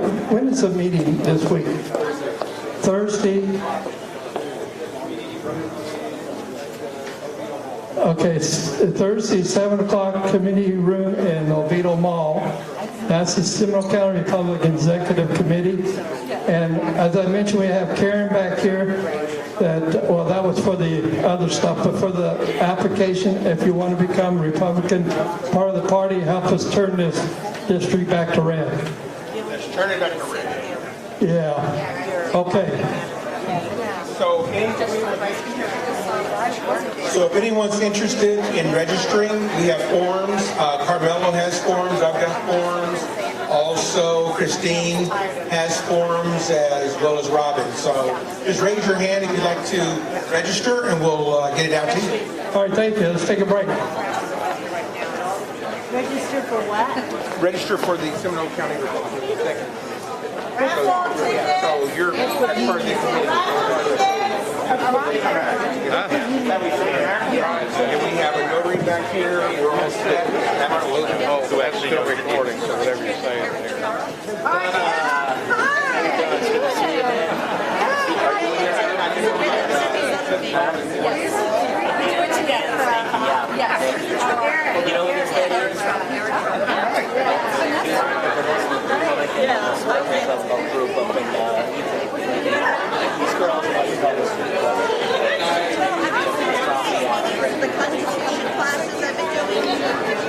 Hey, good to see you again. How are you? Great. Yep. It's still going to stay up. I'm just worried about it because of... Yeah, I know. I'm worried about it. I'm still staying here. Yes, sir. Already been done that.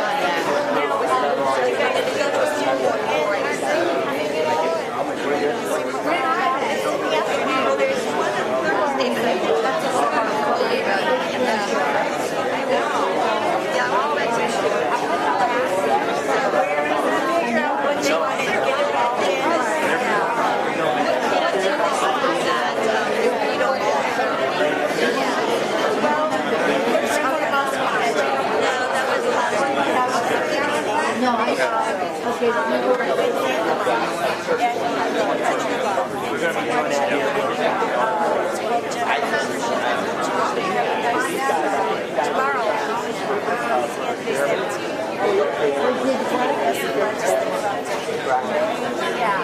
So first we need to do education and then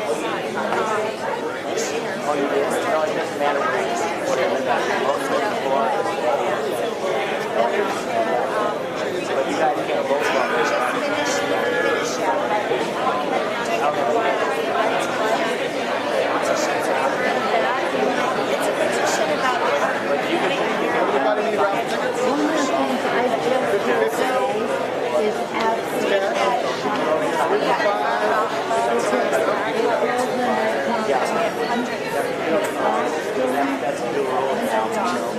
So we're just, we're so excited for this. We're just now getting involved. And they have to do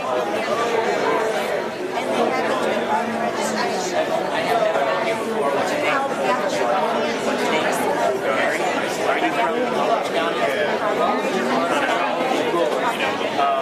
This guy was supporting the town.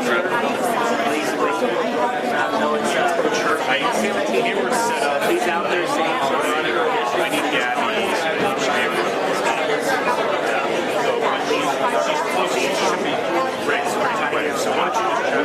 we didn't let out if he decides to move or not ever. That's okay. We're just talking about because there's a guy that's coming out of DC. Dave is a pretty old station. Refugees, guy from the contract, bring our people to go to Iraq.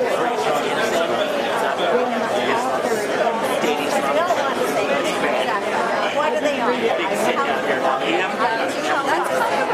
Our choice, we're all looking at the rest. We're getting don't worry about it. So whatever wins the battle in the primary, that's what it is, right? You know what I'm saying? Right now we're just trying to get one out. So think about that. Okay, thanks for coming. Yeah, separate. Yeah, got to get back in here. Where is the meeting? The first one tomorrow's Thursday night, remember? At the Oviedo Mall. Right, can't miss. Yeah, you can miss 3 in a row or more, even if you get a call in, so you got an excuse you can't make it, you got a dog sitting. I know. I came here and I'm like, in the community center, it's on the marquee. It's on like the west side of the mall. every time we're all together. You signed it, right? So amazing. I can't remember what meeting we're like. No, you can sign it. You got to for this. Where do you live at? You got to have when you sign up. See that voter ID thing? You got to know that. Yeah.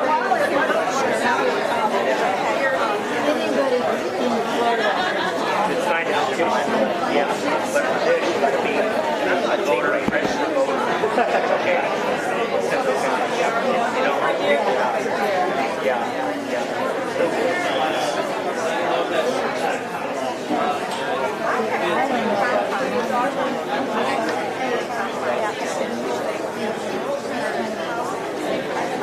Really? So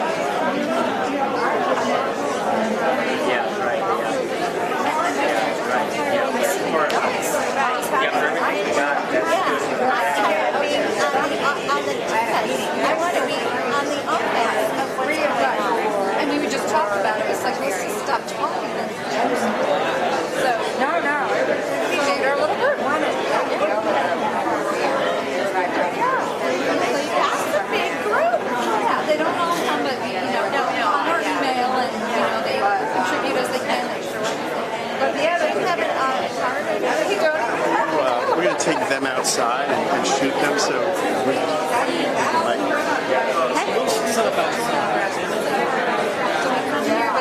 I do think it seems like a lot of players like to work on their little issue or school board meetings. So,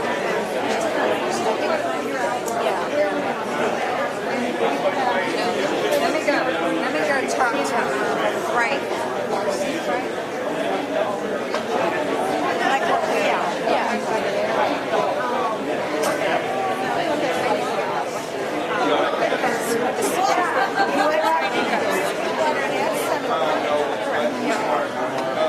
So I don't know if you could open up one from the National Federated.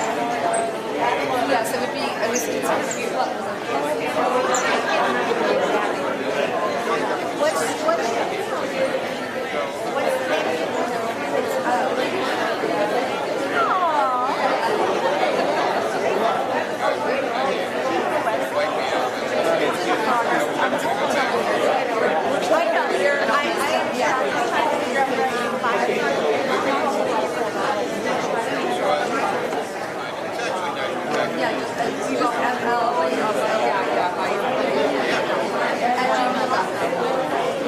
What's up?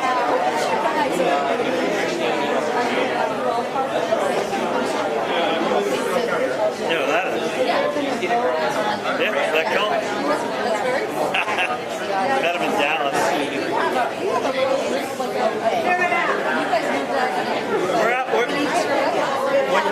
We're not far from the hood. We border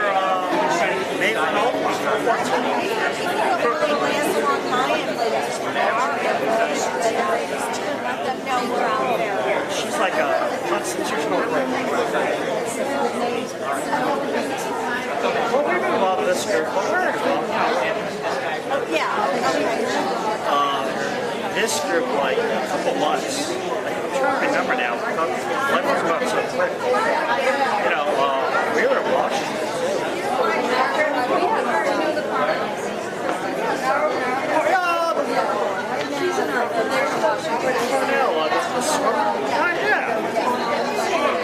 Oh, really? Guess what? FBI came to my house. No, I probably would have, but we did. I wasn't even over there. Yeah, I don't know how they found it. Somebody said, oh, somebody anonymously. So I'm in my garage, I hear the doorbell, and I'm thinking it's like Amazon. I didn't order it twice. I go, and I'm wearing a trouble shirt. I answer the doorbell. Two guys go, FBI, can you come outside? Like, okay. And they go, anonymously referred you for Washington. Alright, now. So I said, they said something like, were you in Washington a week ago? I saw they had a picture of us at the gate. I know where that picture was. I saw it in the guy's building. I go, yeah, well, you were there. He said, I think he said we had the cat. I go, no. I heard Trump went to lunch and that was it. Everybody was walking back from the Capitol. And eat lunch. Yeah, and we were walking towards the Capitol. Everybody's walking away from the Capitol. And they told us what had happened, and we were like, all right, well, we're not here for it. You know what I'm talking about? I don't know. We've been here for 40 years. You could do that in a heartbeat because you're the ones that are going to and pay for all the setup.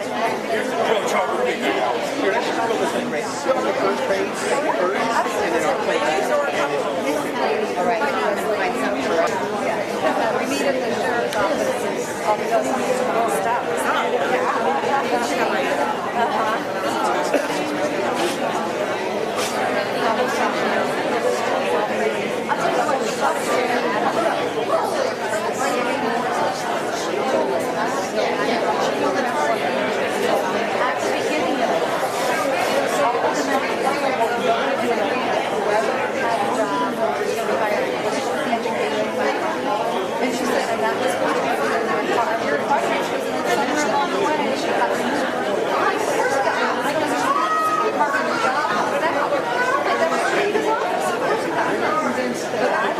find a support. I think it's for the schools.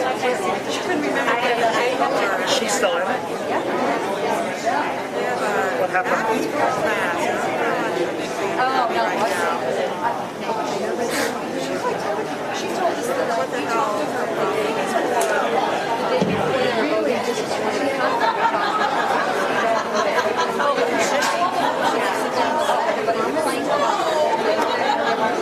That's why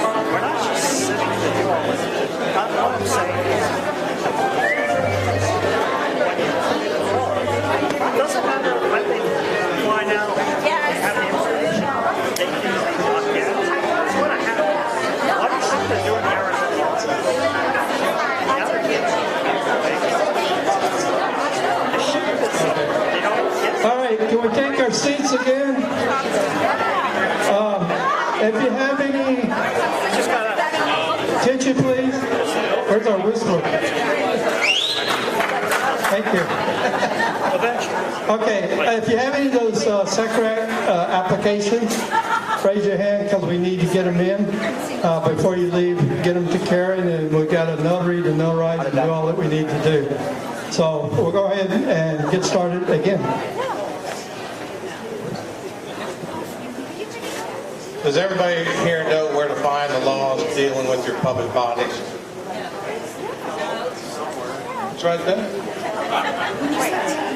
It's also in your workbook, and we were going to upload the workbook with the hot links, and whoever was sending out the emails can send out a mass email to everybody to get an electronic copy of the workbook. Then we can just click on the hot link. Title 19, Chapter 286 is all the public business. And Section 24 of the Florida Constitution deals with public records and public meetings. Is everybody familiar with how the Constitution was changed and public records and public meetings were put into the Constitution? In Florida. Something to do with pork chops.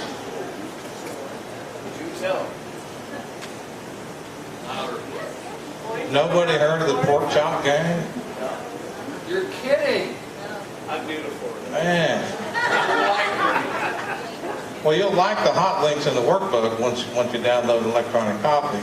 We provide there was a historian or an attorney, I can't remember who it was, did a video on the pork chop gang and how the Constitution was changed, in particular to place into the Constitution that a meeting of more than one person in the same public body is a public meeting and has to be noticed.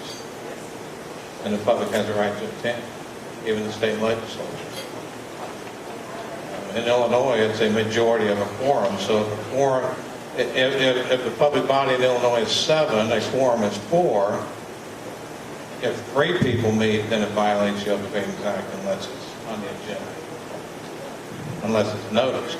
In Florida, it's 2.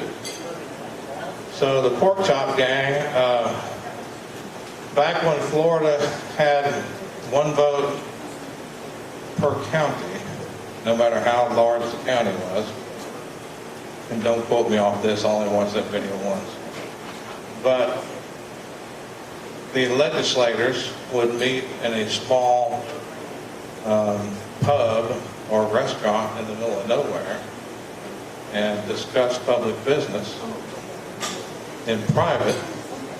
They thought it was in private until a reporter was tipped off about what they were doing and started going into that pub and listening.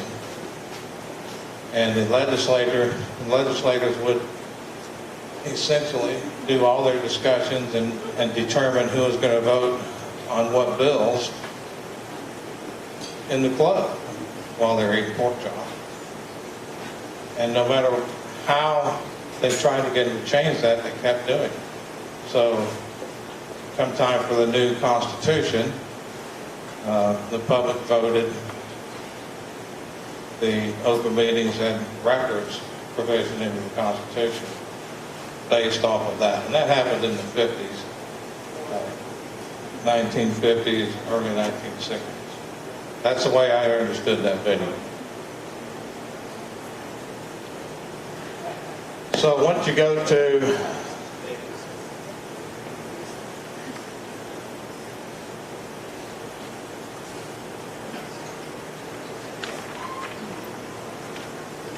my computer's slow.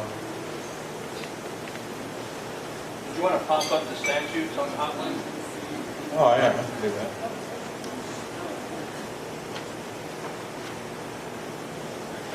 So, these are the Florida statutes related to public business. And they deal with the reports, notice of meetings and hearings, public meetings. You got to share it on the screen. Oh, it's not on the screen? All right. This is what it looks like. I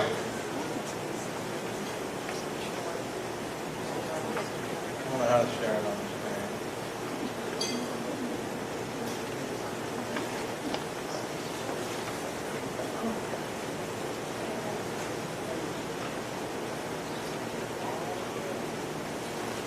bear with me.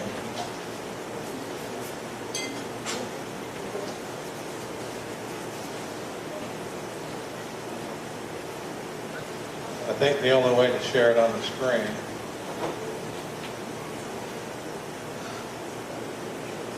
is to stop the presentation.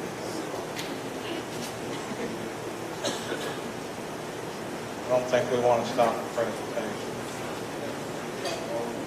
So chapter 286 of Title 19 deals with all open meetings, and it talks about access to local officials, voting requirements of meetings, the ability of the state to hold title to patents, trademarks, the Constitution revisions, taxation.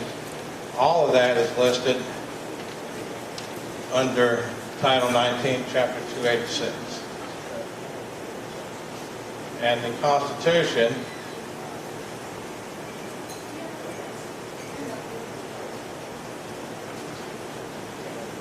is where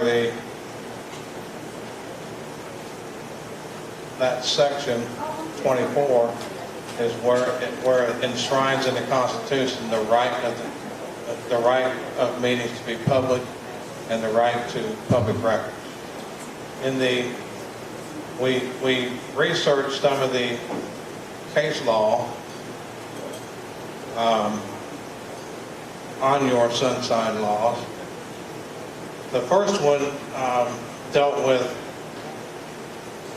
a public body that had a public meeting, and in the middle of the meeting, when things got a little rough for them, they decided to go to the executive session and deliberate on the topic, and they excluded the public from it. And Katie sued the county. And one statement that your Supreme Court stated was that the sunshine laws are enacted for the public benefit and should be interpreted most favorably to the public. And we have the same thing in Illinois. Most favorable to the public means that if there's a question about whether it was lawful or unlawful, the public gets the benefit of the doubt, not the public body. They found that the public body went into closed session to discuss things that should have happened in open session.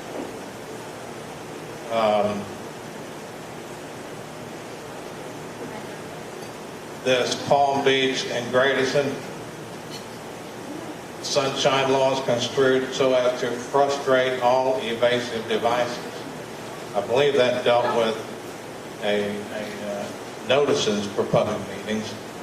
And evasive devices are as simple as not noticing up a public meeting, or calling each other on your cell phone and deliberating when you're not supposed to, sending text messages on a subject, and emailing on the subject.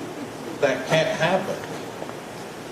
It's designed to prohibit all of those devices to keep the public from being informed.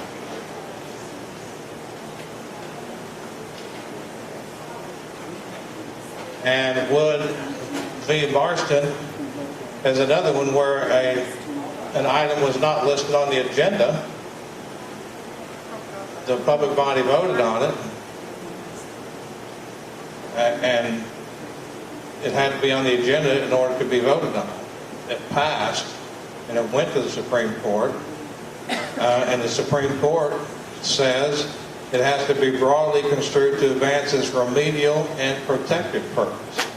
And one of the remedial and protective purpose was to invalidate the vote of the board that voted on something that wasn't on the agenda. That's a remedial purpose, and it's also a protective purpose. It protects the public's right to know. And remedial is you can invalidate votes that happen, which may be That's our superintendent. Yeah. may be what we find with the superintendent. I don't know. We haven't looked at all the documents yet. But they can be, votes can be invalidated. The same in Illinois. If they violate the Open Meetings Act, you can invalidate votes, which is basically what we did with the Park District. Now, back to the school district issue and the qualifications of a superintendent. If you think qualifications for superintendents aren't what they should be, what should you do? Anybody? Get them to change. How do you change the qualifications? Or keep going to the boards like people have been doing in the past. You can keep going. You can keep going to the board and talking to the board, but if they're adamant, they're going to hire that person, qualified or not. One step is go to the legislators. I believe Kirk mentioned that earlier. Get to know your legislators. Get to know your representatives and your senators at the state level.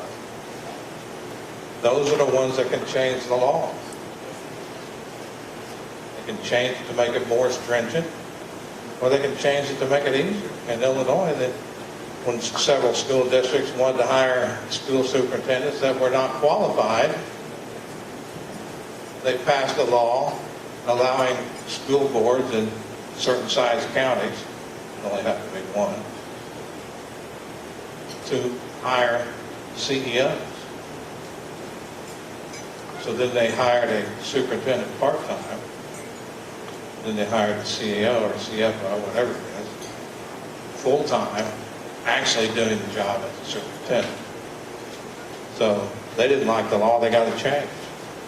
I'd like to get it changed back, because if the guy wasn't qualified, he's not qualified.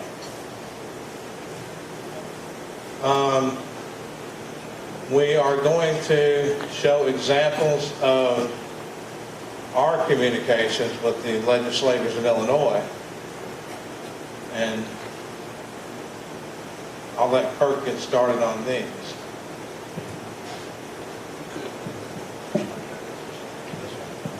The one slide we just had. Yep, there you go. This is just 3 examples of case law, and there's in the booklet for resources, there's a way to look up case law. Basically what it amounts to is you find whatever the statute is, it'll have a number by it, Florida code, and you can go into several different websites, Case Text or Google Scholar, Westlaw, LexisNexis, and you type in that particular statute. And this is where we had to cut our teeth early on. We had to learn not just what the law said, but how did the courts apply it. Why is that important? Well, when you start looking at the statements of the justices on those topics, you learn those, and when you see someone violate it, you can say, you know what, in Wood v. Marston in 1983, this is what the court said, and what you did is just contrary to what they said in that case. Are you aware of that? And they're going to be bug-eyed. Nobody's ever held them accountable. And all you did was look up how the courts interpreted that particular issue. And there may be 10 other cases on that topic. You know, every situation is different. But once you start learning case law, or reading the case law, you'll see how the courts think and how they're applying the laws that are adopted in your state. And that will give you a broader understanding of what your rights are. And you don't have to be a lawyer to do it. It just takes time, and depends on what level you want to go to as far as being a watchdog per se. So the purpose behind those case laws, it's important for us because now I can say, well, the court said this. It wasn't me. I'm sorry you're upset that I'm bringing this to your attention. I didn't say it. The courts did. There's nothing better than to default to a third party. They're the expert, not me. I'm not an attorney. But prove me wrong, because here's what the court said. You can go ahead and pop up the next one. Know your legislators. Build a relationship. I can't emphasize this enough. The importance of this. These are 14 laws that have been adopted in Illinois. When we get this up in the electronic form, you'll be able to click on each public act and you'll see what it is. But pay attention to the votes. There's only 3, that it was not a unanimous vote. When's the last time you saw unanimous votes?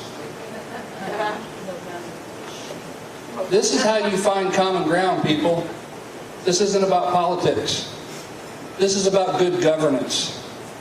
911, Emergency Telephone System Board, member removal. In Illinois, we have a process on how they're appointed. We exposed malfeasance, we wanted them removed. And they said, well, there's no provision on how to remove them. Once they're appointed, they're there for their term. Well, that's screwed up. So we drafted a law, we went to the legislature, we explained the problem, and asked one simple question. Is there a reason you wouldn't support this kind of fix to the law? Surely you don't want bad actors to stay in office, do you? It's all in how you ask the question. You wouldn't want that, would you? Surely not. And amazingly, they all agreed. That was the first law we got passed, that you could remove bad actors. And they put in there for malfeasance, misconduct, and official misconduct. 2 of those prongs deal with criminal actions. But it gave a venue to get rid of those bad actors. And we thought, wow, that was a unanimous vote. All we did was take it to our state rep and say, we think this is a good idea, and he ran with it. And we're in Illinois. That state rep was a Republican in that district.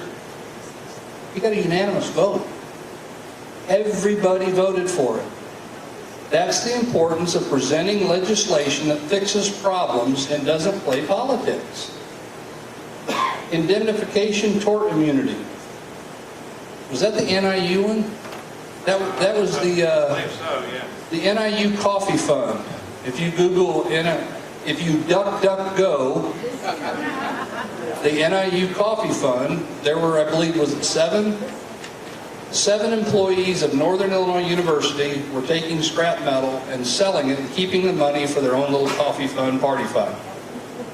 They got charged criminally. Some of them pled guilty, some of them were found guilty.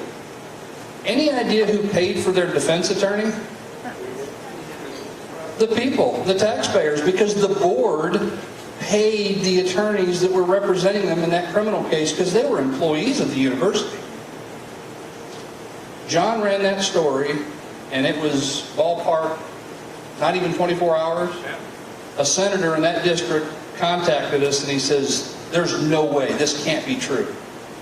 And it was true. We sent him all the documents. That afternoon, he drafted legislation. It went through the House and the Senate in a matter of weeks, was signed by the governor to forbid that from ever happening in the state of Illinois again. We're just in the right place at the right times. This is wrong. Look at the votes, unanimous. Elected officials' right to access. How many elected officials are in here? Do we have any? What office do you hold? Soil and Water Conservation Board. Soil and Water Conservation Board. How long have you been on the board? 3 years. 3 years. Do you have access to your public records? Yes. Did you when you first got elected? No. Why not? Because the board had been a mess and the website wasn't correct at the time. Board had been a mess and the website it needed a lot of correction or a lot of work. Okay? We have found, and it's amazing how many times good people will get in office and they want to look at something. And the people that have been there for years go, well, no, that's not something you need to worry about. That happened before you were here, so that you can't look at that. Yes, ma'am. The other thing is we have a lot of historical records from decades and decades ago that would be very helpful to a lot of citizens, but we can't get office space. And so right now they're held by the county clerk, but in order to go in and see them, we need a clerk present with us. So conveniently, it's been years that we've been asking for office space and they can't find it. Sounds like another good project.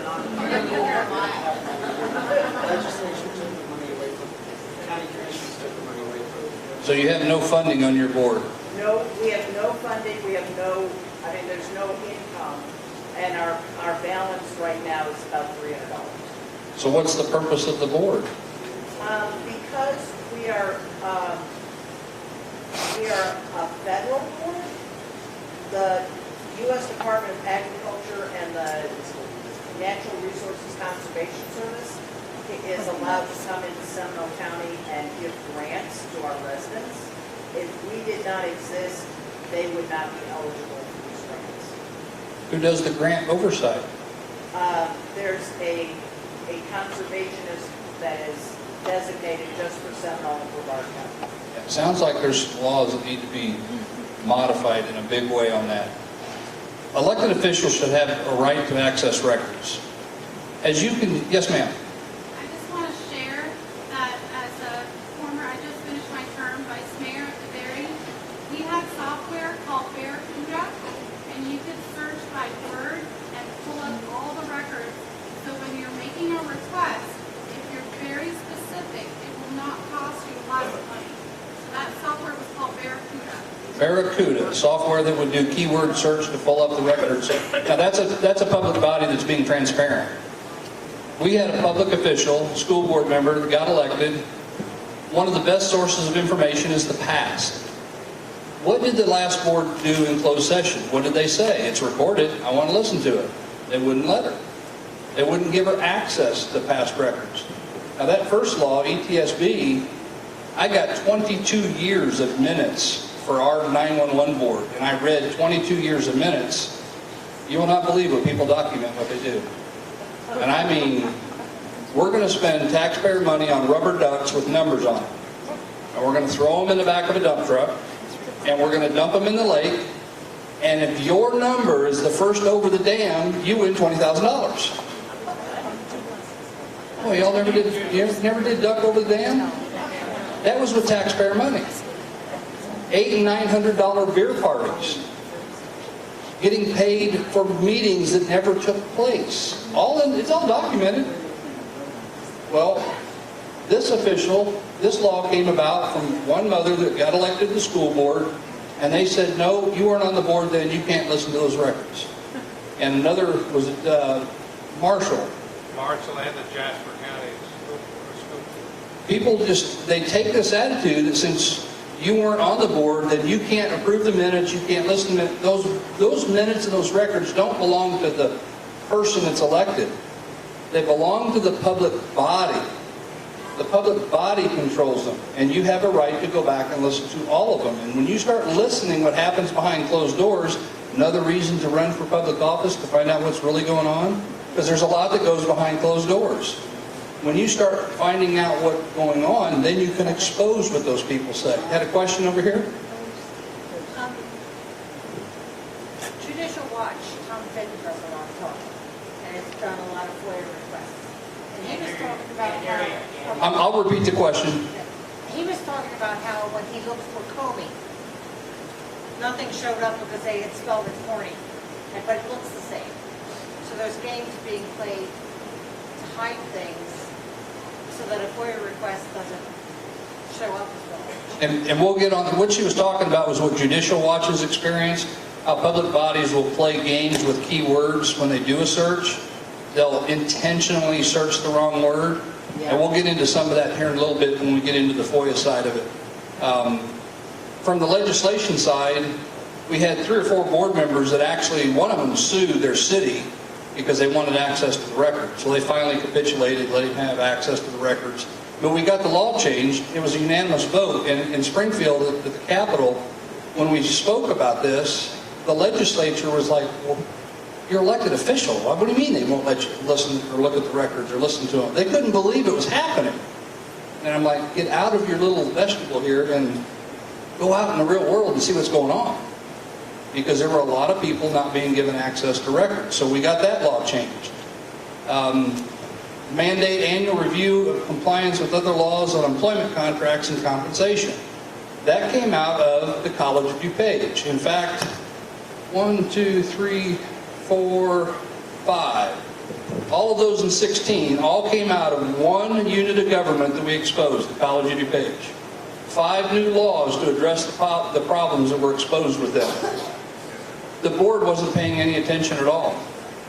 Adam Andrzejewski with Open the Books identified $90 million in spending that the board never saw. Think about that for a minute. They had an Imprest account where they were letting funds be spent hand over fist and the board never saw them. That's not transparency. But out of that resulted in 5 laws. Community college trustee training. Do your trustees or your school board members, are they required to go through any type of training to learn how to do their job? Yes, and the trainer is a retired superintendent. Okay. That could be fun. Do they have a mandated training program that the state's adopted? See, therein lies the problem. I train fire departments all over the country, and one of the things I always tell my students, no matter who is in front of the room training you, it doesn't make them right. It just makes them the speaker for the day, or the instructor for the day. How many have been in a class and you got taught something that you know is wrong? We all have. Just because someone teaches something doesn't make them right. You got to make them prove it. That's why I say, says who with what proof. We get told a lot of things and we find out a lot of times it's not true. The community college trustee training, in most states, it doesn't ever happen. We had board members that didn't even know compliance with the Open Meetings Act. Employment contracts. There's a term called, you can't bind the hands of a future board. Meaning you're getting ready, y'all got thrown out of office. There's going to be 5 new board members, but we're going to protect our own. And we're going to give you a 5-year contract. That extends beyond the term of the new people coming in. We can't do that in Illinois anymore. It's forbidden. It's called binding the hands of future boards. It basically makes your vote useless. Except for teachers' unions. Except for teachers' unions, yes.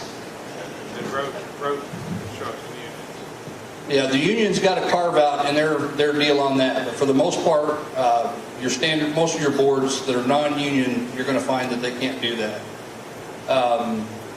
Board of Higher Ed training, same deal. It was back to educating these people. Severance payments not included in the definition of earnings. What's your retirement system based on here? Florida retirement system, Florida retirement system, and who pays into it? the state and many municipalities are a part of FRS, and it's fully funded. Okay, it's fully funded, the state pays into it. How much does the individual pay into it? If you're a teacher, you pay 1.5%, but elected officials pay in 3%. So your elected officials get retirement? Oh, yeah. You're kidding. Wow, we need to move to Florida. Run for office. And it doubled the rate of other employees. Well, severance payments, we got this law changed because of College of DuPage, but what was happening, they would buy people off. Well, we know you've only got 2 months left as superintendent, but we're going to buy you out. Well, that spiked their earnings, which automatically spikes their retirement because it's based off the last 2 or 3 years of income. So that stopped that from happening. It was happening everywhere. They were playing the game.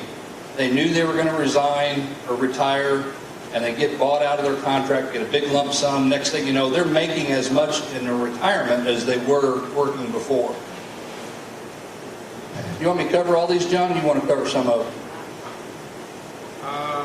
Township funds. You can do township funds on this. Limiting accumulation of township funds. In Illinois, we have over 7,000 units of government. Township being the lowest level. We've got mosquito abatement districts. We've got light districts. Yeah, light districts. That's a fun one. And they're all taxing bodies. Well, we had a call from a local in Shelbyville, Illinois, and said, hey, we've got a problem with our township. So we FOIA'd a bunch of records, and to say they had a problem was an understatement. But it became a model for the state of Illinois that could be duplicated across the country. They had several different accounts: Social Security Fund, Retirement Fund, Workman's Comp Fund, what's called a General Assistance Fund, which in Illinois, General Assistance is the lowest level of public aid. All these accounts had a certain amount of money in them. And when we started looking at how they were spending it, the general assistance is always the worst because since it's public aid, only the supervisor deals with general assistance. The board doesn't have any say in it.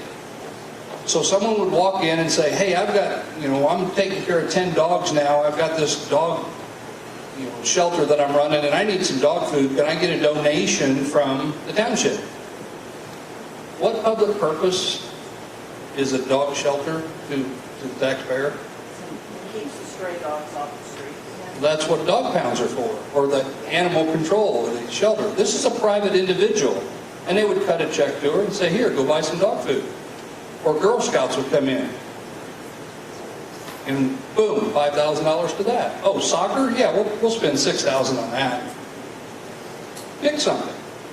They were spending it over and over and over. So as we dug this up and we exposed all the malfeasance, the local rep for that area drafted a law, because one account had 17,000 times the needed revenue for 1 year. So he drafted a bill, and he put a limit that you could not have more than 2.5 times your average expenses or your average expenditures over a 3-year period. Well, think about it. That's a huge amount. And he picked that number because we found in the courts, you as a taxpayer have a right. And if they're overtaxing you, there's law out there that protects you. It says, no, you've got this much sitting here, you don't need to be taxing at this level. That's overtaxation, and the courts force them to pay it back. He drafted the bill. It passed unanimously. That one township of less than 5,000 people, the entire board got voted out, the supervisor got voted out, the road commissioner got voted out, all new people came in, and they sat down and wrote a check to every property owner and returned $750,000 to the taxpayers of just that township. You can make a difference. Don't think it's a small, everything out there. You may think it's, just a little township, it's no big deal. Well, that law affects every township in Illinois. We've got over 1,600 of them. And now their hands are tied. They can't keep doing this. And it's going to get tougher because some of them are still violating it. But that's a process of passing. When you look at this, think about a unanimous vote. Even those that weren't, 112 to 1, 96 to 17. 109 to 3. That's about as close to unanimous as you could ask for. That's nonpartisan government accountability. That's how it works. Focus on the law, not the politics. Because the law doesn't know what party you are and it doesn't care. John, you want to cover the rest of those? I can cover some of them.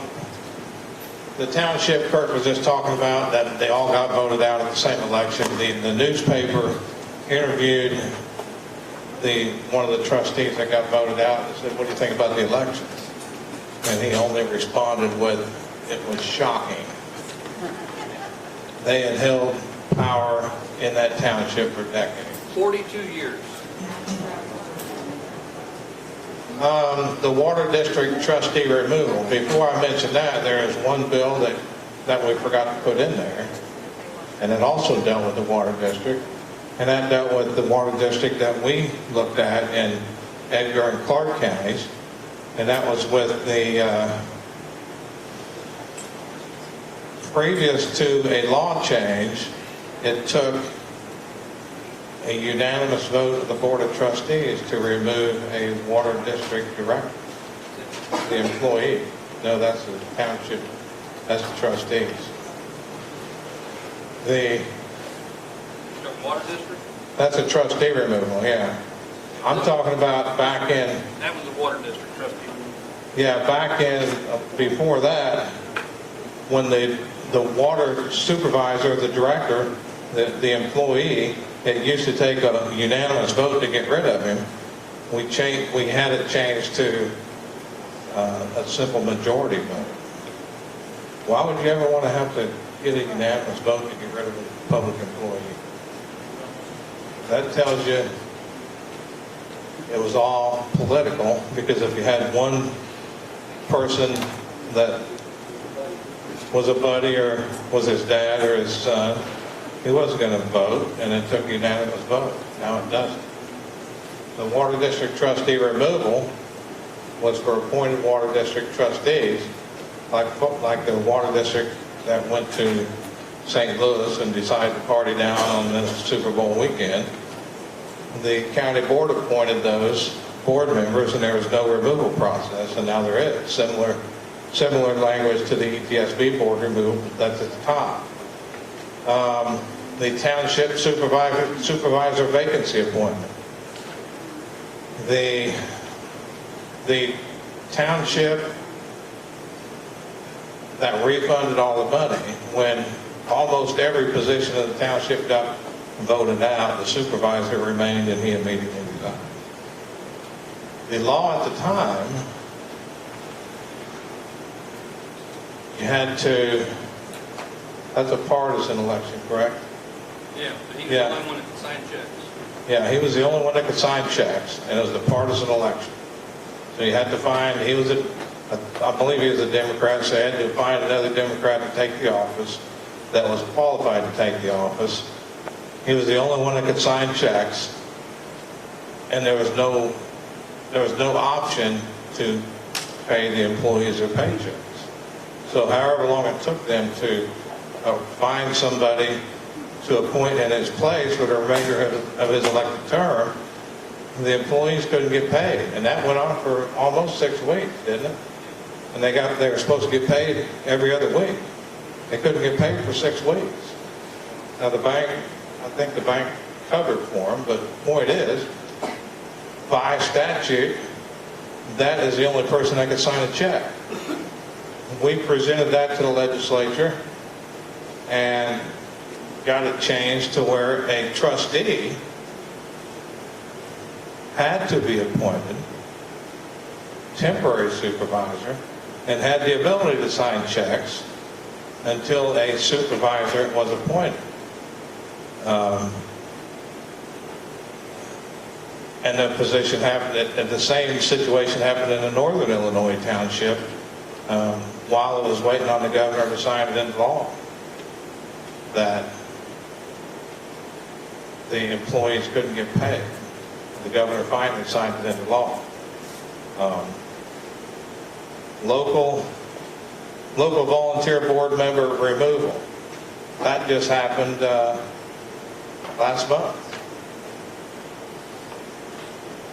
And it's similar in language to the ETSB board removal and the water district board removal. We have all kinds of appointed boards in Illinois, one of them being a municipal library board or a county airport board, or certain water districts when they're not appointed, fire districts, or certain water districts when they're not elected, fire districts when they're not elected, they're appointed, all the other, street light districts. Do you have any of those here? We have MS with the MSTUs, is what they are. They can be used for, HOAs can use them for tax assessments on their own properties. You just have to have people get together and agree to do it to tax themselves, to do lighting, That's similar. landscaping, or... That would be similar to our drainage districts. Can you repeat the question?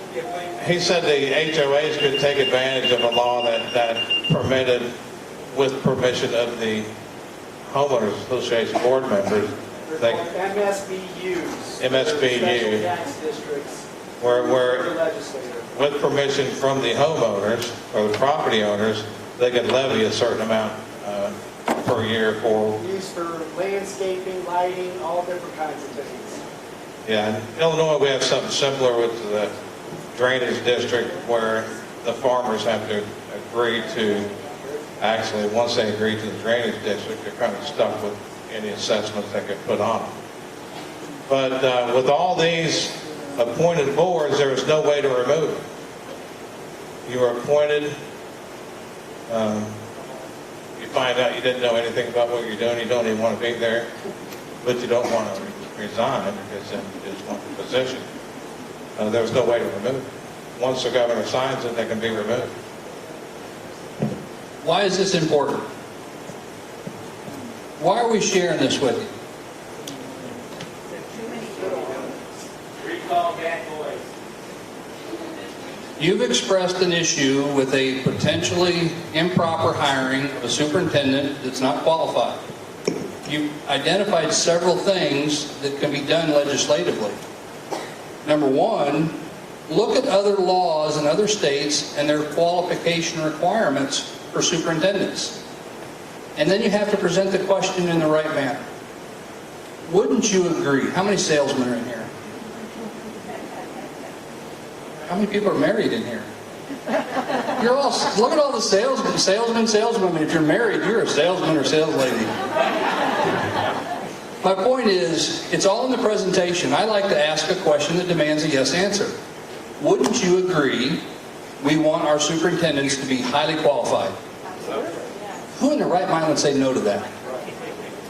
It's how you ask that question. And when you get enough yeses, you end up with unanimous votes. It only makes sense, wouldn't you agree, that we hire superintendents that have a background in education and management of a school district, at least at a minimum, having some experience as maybe a principal.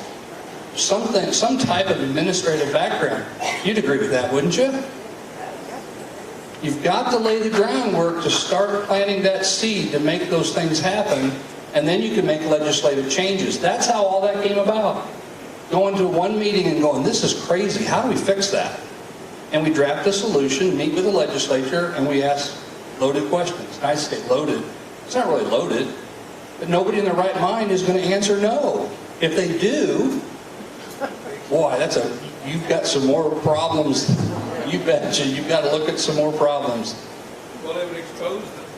What's that? If they say no, they're exposed. If they say no, they're exposed. And that's what we want to do. We want to expose them. So you've got several things on the school board issue, and we're going to communicate on that you can work towards fixes. Now, they don't happen overnight. You may end up with this superintendent. There's no guarantee that you won't. But the goal is to fix it. Because if you can take steps to fix it so it doesn't happen to somebody else, then you pave the way to show others you can make a difference. And don't be overwhelmed by what we did. This is 11 years of work.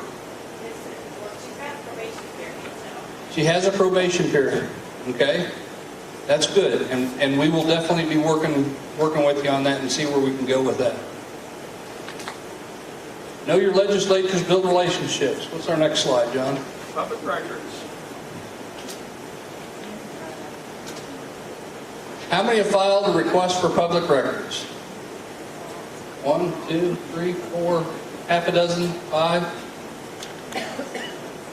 My first FOIA request was to our 911. It was 22 years of minutes, and they gave them to me. Now, after the fact, I found out they charged me postage, and they're not allowed to do that. But I paid the postage, okay? They could have charged me 15 cents a page, but they never did because they'd never read the FOIA law and didn't know that I could do that. So it was a learning curve for all of us, but by reading 22 years of minutes, I found out the players and the games that were going on, the malfeasance.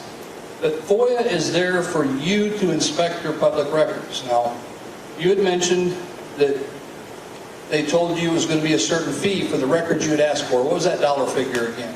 Somebody mentioned online it was $900. $900 for some records. What was the one we just did, the police department south of here? 2,000 to 4,000, we're saying. 4,000. $4,000. Did you pay it? Did you go look at the records? No, but I pre-submitted it, and it was now been a week since I submitted it, and they haven't responded. Okay. Why did it hit $4,000? They said it was too broad. It was too broad. So, did they gather the records? They said they did. They said they did. Here's how you play the game. Oh, here comes the water. Can I say that?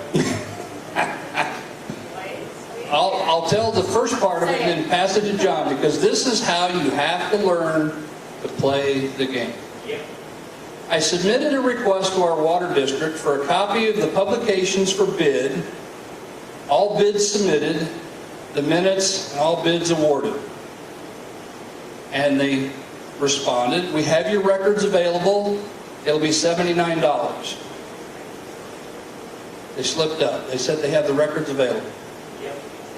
Okay? Well, I'm not going to pay $79. Hey, John, look at the email they sent me. So I said, well, the public record's available, let me send a FOIA request for that public record.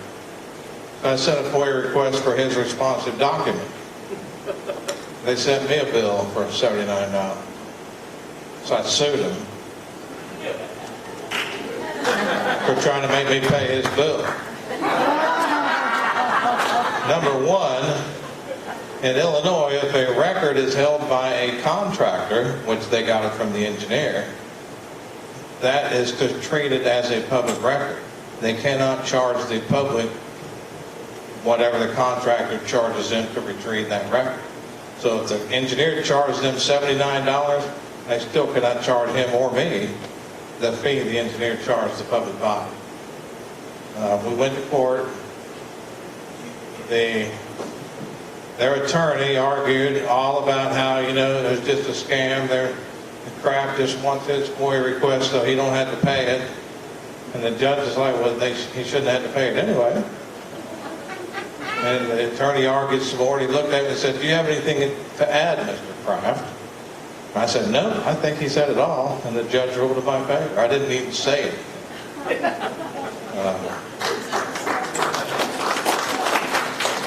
That was pro se, but unfortunately now that we're a corporation, we have to have an attorney filing for us.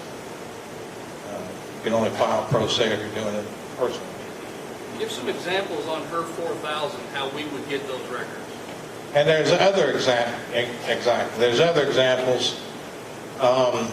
Illinois recently passed a unduly burdensome provision in their state law. So they can say it's unduly burdensome and ask you to narrow it down. So if you ask for 4 years worth of credit card statements, for an example, narrow it down and we say 2 years. They say no, narrow it down further. We say 1 year. They say no, narrow it down further. They say 3 months. Okay, we'll give you 3 months worth. So I got 3 months worth. He requested 3 months worth. Somebody else requested another 3 months. Somebody else requested another 3 months. I requested a different 3 months. And by the time they managed all those FOIA requests, it would have been just so much easier for them to just provide public records to begin with under one FOIA request. And we've also I wanted a question answered from a park district down in southwestern Illinois. Their commissioners work without compensation. And I don't know what work without compensation means to you guys. But park districts in Illinois, it means work without compensation means you and your entire family for the rest of your lives get free golf. Really? That's work without compensation. All right. And it means you get free access to the aquatic center, you and your entire family, for the rest of your lives, even if you only serve one term. That's work without compensation. Of course, it's all illegal. They can't do that. So there's a park district that was giving commissioners free use of the ball diamonds if they were in charge of a baseball team. They could use the diamonds for free, but if somebody else that wasn't a commissioner was in charge of the baseball team, they had to pay for the diamonds. And their attorney sent me back a letter saying, we don't have to answer questions. That's all I said. Do your commissioners get a free ride on the baseball diamonds? We don't have to answer questions. I said, okay. I typed up about 24 different sets of documents I wanted, submitted a FOIA request, said in lieu of answering and providing all these records, just answer my question. And he called me up laughing. Oh, I see what you're doing here. I said, okay, well, just answer the question. Okay, so he typed it up. Yeah, they were giving commissioners free use of the baseball diamonds, and they stopped it when I sent that FOIA request and forced them to answer the question. So there's ways to do it. I'm not all that familiar with Illinois or with Florida Freedom of Information Act. Most states have indigent, where you're indigent, you can't afford it, they can't charge you for that. I don't know. I know in Illinois, the indigent is only when you're doing court cases. That may be something you look into, is the indigent laws here in Florida. If somebody can't afford it, how can you make them pay? So maybe you don't do it, maybe you find somebody else that would be willing to say that they're indigent, to get those documents. I'm going to say, approach your legislators, have them change the law to prohibit those monstrous fees to get copies of records that belong to you anyway. Those records belong to you anyway. Why do you have to pay? I got a comment about that, guys. Talking to the clerk a few days ago. Yes. Said it asked me, so I'm going to pass the paper copies. And Lord, everybody knows, right? Oh, right, there's county here. What you have to do, make it simple. Follow the email. Bring your CD, USB, your brick, your electronic phone, any device that we're making electronic transfer records to your device. They'll do that for you. That was an example how to get the records. Instead of 4,000, you'll probably the time that you spend per hour, maybe $100. You need $100, I'll give you $100. Okay, So my first request is $1,000. we'll give it to you, $1,000, we'll give it to you. So I resubmitted last week, the first request for 2 days, gave me $4,000. 2 days, $4,000. I resubmitted those 6 days ago, and I still have not heard from them. Okay, here's what I would do in that case. You're requesting records, right? So you want them to send you the records, okay? Section 24 of the Florida Constitution. Access to public records and meetings. Paragraph A. Every person has the right to inspect or copy any public record made or received in connection with the official business. Statutory construction is a term that lawyers are taught on how to read laws. The courts have said, black letter law, statutory construction, the statute means what it says. The Constitution means what it says. It's not ambiguous. It's crystal clear. Every person has the right to inspect or copy. Stop right there. You have a right to go in and inspect and copy. They can't deny that right. It's in your Constitution. Ask them how they're going to get around that provision. The other side of it, if they want to play hardball, you break it down into one very small request that you want to come in and copy. You walk in and you take your smartphone, and there's several apps that you can take a picture of it and it converts it to PDF and make your own copies. You're compliant.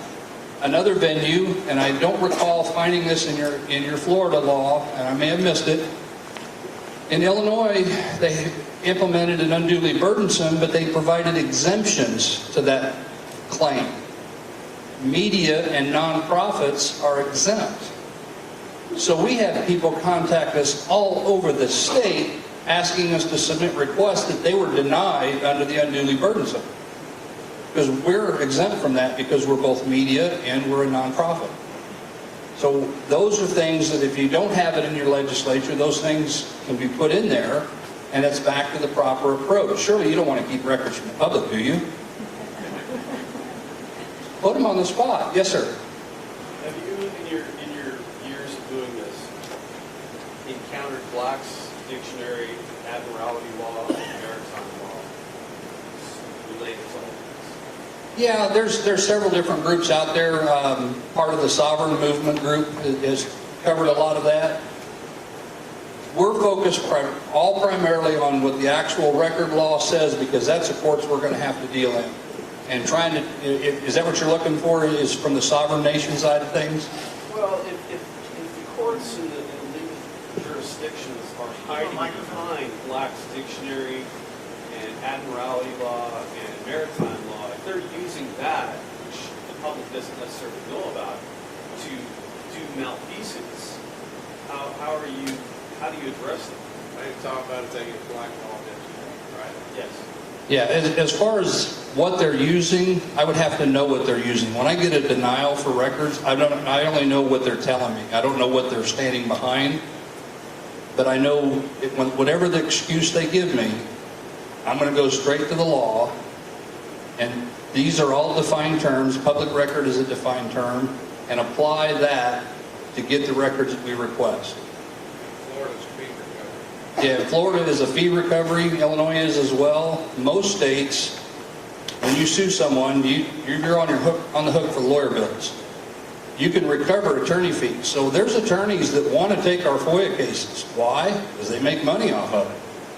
And we took them on early on our own, but once we incorporated, you have to have representation as a corporation. The whole point with this is craft ways to get around, like that, I got your name in there, craft ways to get around the exemptions these people are giving you. When someone says, well, it's unduly burdensome, there's 4,000 pages, ask them straight up, what wouldn't be unduly burdensome? Can you give me a number? Ask them. Well, I can't tell you that. Well, then how would you defend it in court?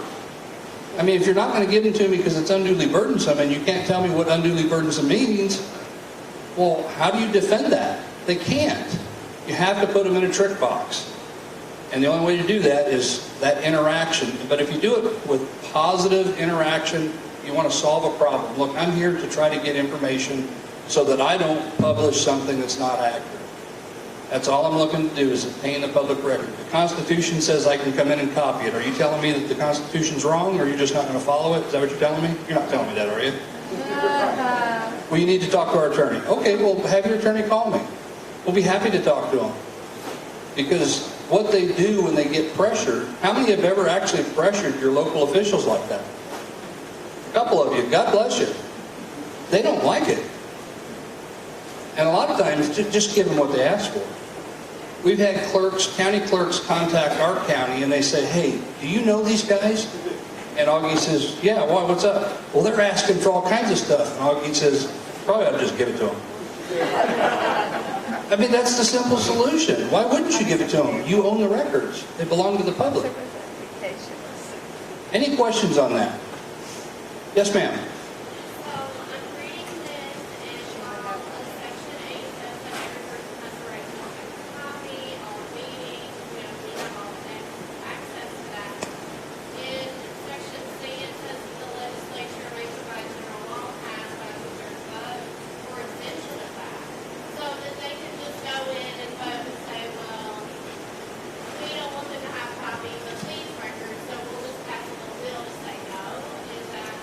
Yes, what she's addressing is the Constitution gave certain provisions to the legislature. The legislature can create exemptions. There's some records they say are exempt from public record. How do you get access to those?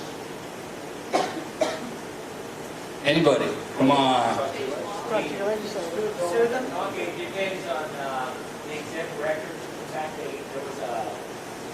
there was a bill that made it through the House legislation about exempting for regulation. And it basically exempts exempt records. Mainly have to do with police officers, addresses. There's certain records that are exempt. I'll give you that, and they can do that. How do you get the exempt records? Anybody? Legislator? Legislature? No. Congressman? No. What did you say, John? Huh? File a lawsuit. File a lawsuit? If it's an exemption passed by law, it'll be tough. You know how you get them? Run for office.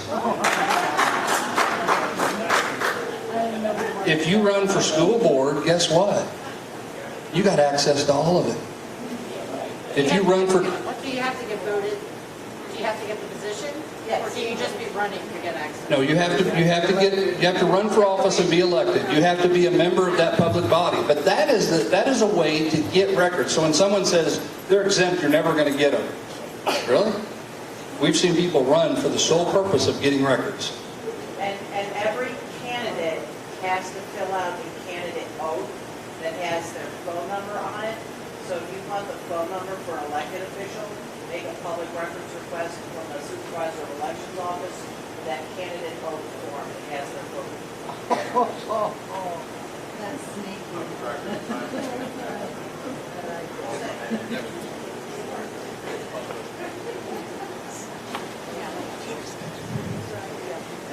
Your public records. Now this is just one section that we put in there, paragraph 3. I want to give you an example of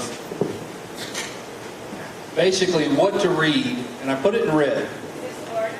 This is Florida statute on your public records. And this is something that we'd really like to have in Illinois because we don't have this. So we want to take this language and take it back to Illinois, and anywhere else we go, this needs to be in there. All the financial, business, and membership records of that person, corporation, foundation, trust, association, group, or other organization which pertains to the public agency are public records and subject to the provisions of 119.07, which is your state law. Now, 119 section has all kinds of provisions in it. That's just one element. If I have a sports association that's doing business with your local school district, and they're getting money, I now get to access the financial records or public records of that association to see how that money's being spent or distributed. That's a strong provision that opens up the doors to some of the private shenanigans that go on. Most states don't have that. That's an important one to have. So it's not just your public bodies you can get records of. Elected or a public body that contracts with someone. In Illinois, those records of that contractor relating to the public body, those contracts are all subject to FOIA. So if I wanted to request all funds expended by Seminole County for anything under $100,000, would it be better to go through the Freedom of Information Act, or should I just go through their regular documents of public records? The first thing I would do in that example is I would go to openthebooks.com and I would look for what you just asked for. You pull up the state, you pull up the county, and you look for the expenditure. And it may or may not be in there depending on the criteria, but most expenditures are all in there. If they're not, you can let openthebooks.com know, hey, you're looking for this, do you have it? And they'll tell you if they do or not. If they don't, they'll probably put it on their radar to start collecting that data. They'll do the FOIAs and eventually get it and put it online. That's the first step I would take. If I can find it from a secondary source, why do I want to do that? If I have it from a secondary source, then I'm going to submit the FOIA. Did they give me the actual records that I already know they have, or did they hide something? As an example, with the College of DuPage, I asked for, in Illinois, you can't destroy records without permission from the local records commission. I asked the college for all record certificates of destruction, meaning they had to ask the state, I want to get rid of records, would you give me permission? I wanted those certificates of permission. And they gave me what they said was the full, complete records. We're uncovering this scandal, and I asked for emails. And I'm not getting any emails that are more than a year old. Like, this is nuts. I know they've got emails. So I FOIA'd the state, the local records commission, for a copy of all requests to destroy records from the College of DuPage. I already had it in one hand. This is what they said it was. They lied to me. One page was taken out. And right after we started exposing them, they submitted a request to destroy all emails older than 12 months old. And that became a huge story. A huge story. And that was part of the entire criminal investigation, because now we know they're destroying records. A lot of different venues to getting records, and I'll close with the importance of public records will tell you the story. We have a case in DuPage County that we've been involved in for about 6 years now. It involves a defamation case. There's six defendants. Well, in a defamation case, you're entitled to any record that's going to enhance your defense. You have access to that, including criminal grand jury records. And there's case law on it, both federal and state. This is where you play the politics of judges and lawyers. And you never know what you're going to get. You may or may not get a good one. Who knows? We subpoenaed records. It got quashed. They wouldn't let us go after the grand jury materials. I had submitted a FOIA request to the DuPage County State's Attorney in 2016 for all criminal records that came as part of their criminal investigation. Denied. It's under investigation. 2017, denied, under investigation. 18, denied. 19, denied. 20, denied. On 21, February, I sent the same request I've been sending for the last 5 years. This time I put the case law in there, and I put This case is beyond the statute of limitations for any criminal prosecution. So you can't hide behind it being an active investigation. So give me the records. 45,000 pages later, we now have the paper trail from the College of DuPage and the steering that took place with contracts to foundation board members like you can't imagine. We have an email from the college to a contractor who claimed to have a degree, who is a high school graduate. Nothing against high school graduates. I graduated high school. High school graduate that had 2 contracts, 90,000, one was 105, I believe, yet she had been paid over $750,000. And we found an email that says, hey Carla, just to let you know, we've set aside $500,000 for your projects. That wasn't from a board member, that was an administrator. How is it you can just set aside $500,000 for someone and not put it out for bid? How do you do that? The long story short, we got records through FOIA that we couldn't get through a subpoena. Don't underestimate the power of a FOIA request with the proper background attached to it. 45,000 documents, we sorted through it. We've got about 150, 160 absolutely just gems. We gave it to the college attorneys and says, you might want this for your counterclaim against the former president. Here is all the evidence you need to support your counterclaim. I mean, it is unbelievable. Now, why was no one prosecuted? What we have found with most public entities, when you throw the bad actors out of office, well, they're gone, let's just move on. New elected people came in, the system worked, the election process worked, and unfortunately, local prosecutors don't prosecute local public officials. Get them out, new people in. That just seems to be the norm. It's very rare to see them actually prosecute. They should. It's pretty clear a lot of times it is a crime, but more often than not, they don't. The Title 10, Chapter 19, that is right out of your Florida statutes. That's Section 3. Just want to emphasize that this bottom part in red is extremely important. Most states should have that in there. Because there's a lot of people doing business with your public bodies that you may have no idea what they're really involved in. Someone had mentioned contracts that were given to someone for a high dollar figure. Well, what was that all about? There may be something there that, you know, you got the paperwork and now you can start figuring out what it is. When you read paperwork, you're going to see red flags. Ooh, I need to ask for that.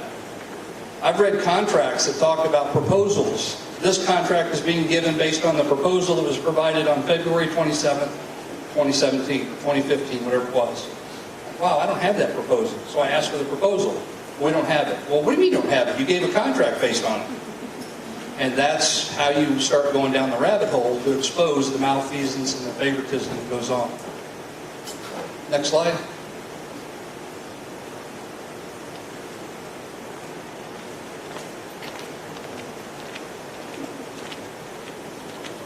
How to get media coverage. What good's it do to expose everything if nobody's talking about it? The video clip, you want to cover that one? The original video clip, I would put all those, how all those came together. Well, yeah, we would just go to meetings, give all the information to reporters, TV reporters, news reporters, and everything else. I made that video clip, but those are just highlights of what other reporters have reported on what we've done. There is a reporter in Central Illinois that anytime we can give him something that's in his area, in his television coverage area, he'll run with it. You have to be credible. We number 2, be a credible messenger. We publish the actual documents on our website. That's why it's important to have a website. If people question our reporting, we tell them to read the documents that are attached to the reporting. And then, you know, they're free to make up their own mind, but when we say, you know, Jim Bob used the township credit card to buy his wife some lingerie, that's, you know, if it says so on the credit card statement, we're right. We're not just trashing on it. We said it because he did it. Mass Transit District, one of the first ones, what the local paper reported versus what we reported and what they said about us. Oh, the one in Edgar County? Yep. Yeah, the Mass Transit District. We were tipped off that there was a mother and her daughter-in-law, that the mother was the director of our local Mass Transit District, the daughter-in-law was an employee, were stealing public funds.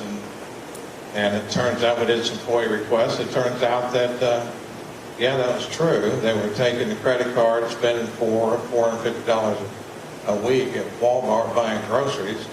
They were buying farm implements. They were buying side-by-side John Deere Gators. They were buying four-wheelers. They were buying equipment to work on their fish farm. They set up a company in Indiana to maintain the transportation buses that never got maintained. Invoiced the transportation district, who turned around and paid the invoice to the company in Indiana, and then drove over there and put the check out of the mail. When the feds got, and we were bad people, because those are very outstanding employees of the of the public transportation. They wouldn't do anything wrong.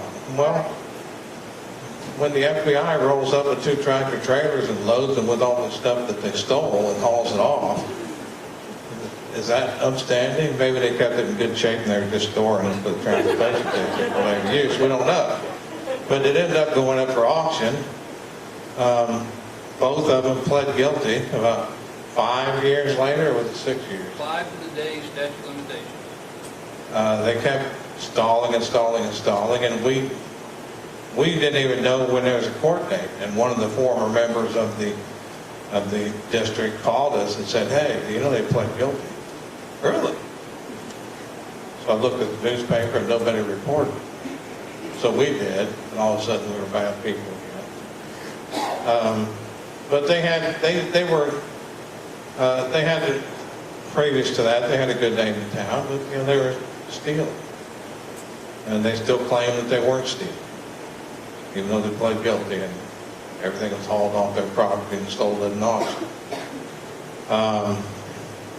That transportation district ended up dissolving because it went bankrupt. And then they sold everything at an auction, and it ended up with $154,000 that was supposed to go to the Edgar County General Fund. That's what state law said. If a transportation district dissolves, they sell everything, give it to the county general fund. Our county board at the time entered into a contract with the neighboring Mass Transit District that they would just give them all the money instead of putting it in the county general fund. We were at the meeting that day when they were approving that check. I went up to the chairman after the meeting and I said, "If you pay that money, we're going to sue you. Because state law says it goes in the county general fund." He's like, "All right, we're not going to pay it," because he wanted money to spend at the county level. "We're not going to pay it then." So they didn't send the check. And we also were informed that when the county prosecutor, the state's attorney, who was also the attorney for the county board, was posed with the question, and he's like, "Well, if you don't send it, the Mass Transit District's going to sue you because you had a contract. If you do send it, the Watchdogs are going to sue you. I'd rather have the Mass Transit District sue you." So they did sue, and a couple years later, the county board won and kept all the money. But we had to be credible. We had to study the state law, case law, and everything else in order to. We staked our claim on. We kept that money. That money was going nowhere because we read it and we knew that we were right. We have a website. We have social media. We don't have an e-newsletter. However, our website, if you sign up for updates, I guess you could call it an e-newsletter. Anytime we publish an article, we'll shoot you an email copy. The website, when we first got started, don't laugh. I opened up Microsoft Word, typed out an article, saved it as an HTML, and uploaded it to the website. There it was. And we got another article. I moved all that down in Word, typed a new article, saved the whole thing as HTML, and uploaded that to the website. So we had a website with 2 articles. And the third article, I moved all the other 2 down. After about 10, I told Kirk, I said, this is not going to cut it. We didn't know how to make a website. We found WordPress, and we've been using that for over 10 years. So, but the websites can keep your documents there. They're searchable on whatever search engine you want to use. We had health department, a bi-county, a 2-county health department that was, they were defrauding the government on blood grants. The health department director ended up, did he quit or was he fired? He quit. After everything we wrote, he ended up quitting. And he moved to Texas. He got a job. In the first week of the job as a public employer, Googled his name. And all of our articles showed up. And then they fired him. Then his wife got on social media and blamed us for him not having a job. So he had a master's degree in public health, and he ended up working at a Walmart somewhere in southern Texas and dropped a case of dog food or something on his toe and was on disability for a while. I don't know what he's doing now. But they really complained when the employers were using the internet to search applicants' names, and then all of our articles would show up. And you know, if he's crooked, he's crooked. I'm not going to feel guilty because he can't get another public job. Have the facts. Publish the documents.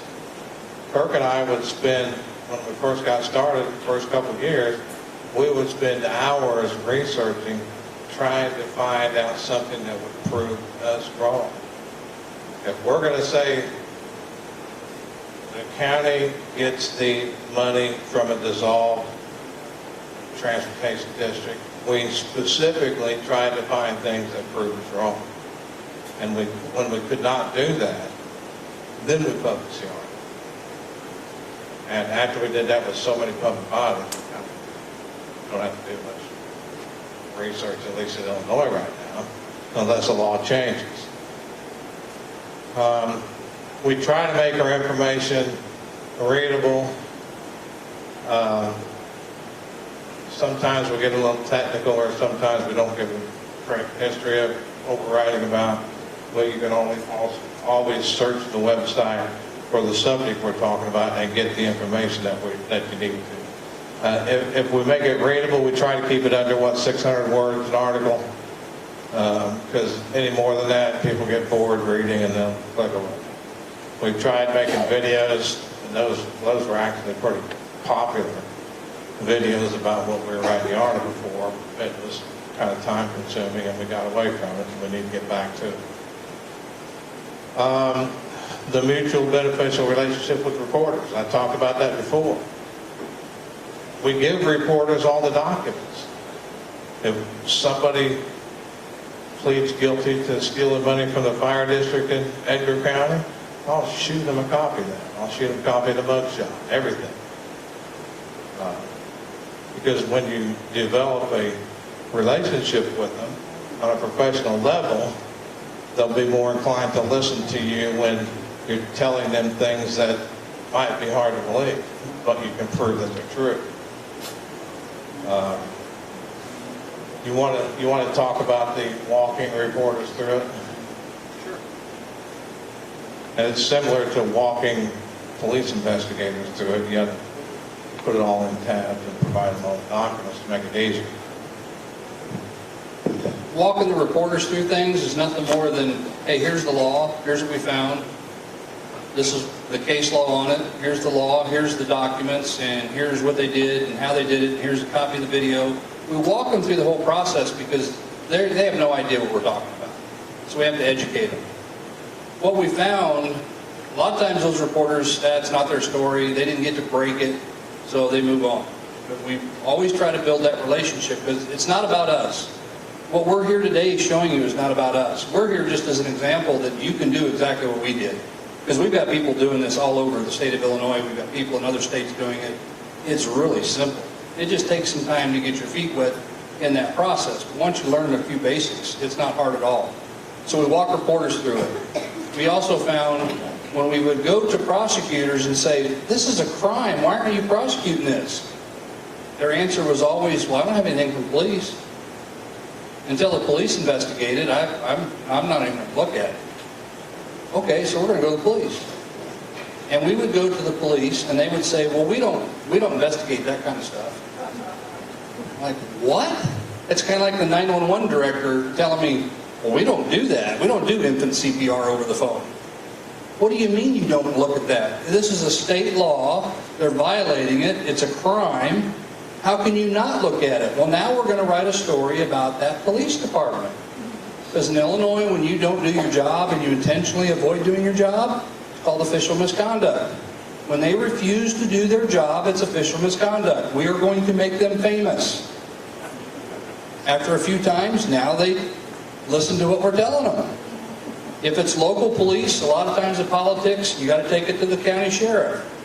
There's still local politics, you take it to the state police. We have a case right now, you won't believe this, and here at the bottom we say, remember, what you're alleging may be difficult to believe. What's the highest gun crime city in the United States? Chicago. Chicago. All right, everybody's sitting down. If you're standing up, you might want to sit down. We uncovered our Edgar County Sheriff was selling guns. Seized weapons, of which one of them even had a filed off serial number. That's a federal crime. So we started asking for records. And this fool not only sold them illegally, he even documented who he sold them to and for how much. And we even got the deposit slips to the banks. And a lot of them were sold to his own deputies. But our law says deputies can't participate in a sheriff's sale. So deputies broke the law too. So we take that to our state's attorney. Zip, nothing. Won't touch it. State police wouldn't even touch it. Okay, so we FOIA'd a neighboring county. Former sheriff is running for state rep. Well, I knew he was a gunsmith. So we FOIA'd some records. We also FOIA'd the feds and got the records of all of the surplus military stuff that he obtained. And we found within the records, he was actually billing the county for gunsmith work while he was sheriff. Well, that's self-dealing. That's official misconduct. You can't do it. We also found that he was selling guns illegally. We couldn't get the local paper to touch that story. This guy's running to be a state rep. They wouldn't touch it. Why? All politics are local. They're not going to cover it, so we had to cover it. Made a few phone calls the night before the election. Channel 10 out of Terre Haute, Indiana. Now, we're talking about an Illinois state rep. We got the coverage in Indiana the night before the election, the day before the election. He lost by 300 votes. My state rep and I filed a criminal complaint with the state police. I have all the emails, I have the whole record, and I sent it to them, and we're waiting, and we're waiting, and we're waiting. My state rep and I drive to Champaign, and we sit down with the state police about this case, and we want to know where is it going. And there sat a stack of records, a foot high, all the evidence of selling seized weapons illegally in Illinois. I'm not an anti-gunner, trust me. There's a long story to this. I'll try to be short. They said the state's attorney was not going to prosecute it. Instead, he sent a memo to all the police departments in the county, stop selling guns. You can't do it. The law doesn't allow it. It forbids it. Well, how special? So now we've got a letter from the state's attorney confirming exactly what we said about our sheriff. And now that letter confirms what we said about this sheriff. Okay? Well, if you're not going to prosecute it, let's change the law. Okay? Change the law so that they can sell them through a legal means, a proper process, through a proper FFL, and let everybody bid on them that might want them, and put that money back in the general fund to help ease the burden on the taxpayers. Believe it or not, in Illinois, that passed with 80% support out of the House. Majority Democrats supported that bill. It got to the Senate. Senator Kwame Raoul grabbed it, Chicago senator, and sat on it and killed the bill. Killed it. That was, what, John, 5 years ago? Fast forward. Kwame Raoul runs for Attorney General and wins. He's our Attorney General. That little township that gave back $750,000, well, we started looking at the county. And the county sheriff was selling guns illegally. So we exposed it, the state police got involved, they investigated it, and they said, yep, and they sent it to the state's attorney for a charging decision. The state's attorney says, well, I'm conflicted, because she does so much work with the deputies, even though she just got elected when it hit her desk. So she passes it on to the attorney general, because the attorney general can only prosecute if they're asked to prosecute. Remember that thing I talked about, put them in a trick box? They had a meet and greet when he got elected, and we went to Springfield, and we're talking to him. I said, hey, you know, I've got a real problem, and I don't know what the solution is. How do we stop county sheriffs from selling guns illegally? Isn't there something you can do? Oh, no, there's nothing we can do unless the state's attorneys ask us. Okay. The state's attorney did ask you. And I mean, it was deer in the headlights. He probably never even saw the case because it's all the underlings that are managing it. But we have had that case in the Attorney General's hands for 6 months now. And they've not made a charging decision. And it's not just illegal gun sales. It was $500,000 of payroll fraud by the deputies and the sheriff. It's all been investigated. It's all been handed to them, awaiting a charging decision. I don't believe it'll ever happen because I think politics will play a role in that. But we've exposed it. In fact, the sheriff resigned on our way down here. That was a resignation that just happened. When my representative and I went to the state police to talk to them about the sheriff that was running for state rep, we confirmed there was an investigation. I waited 2 or 3 years later. I moved on to other projects. I said, you know, we're back on this sheriff thing because it's still a problem. Let's see what the state police did beyond what I gave them. So I submitted a FOIA request for all investigative findings on the criminal complaint filed by Kirk L.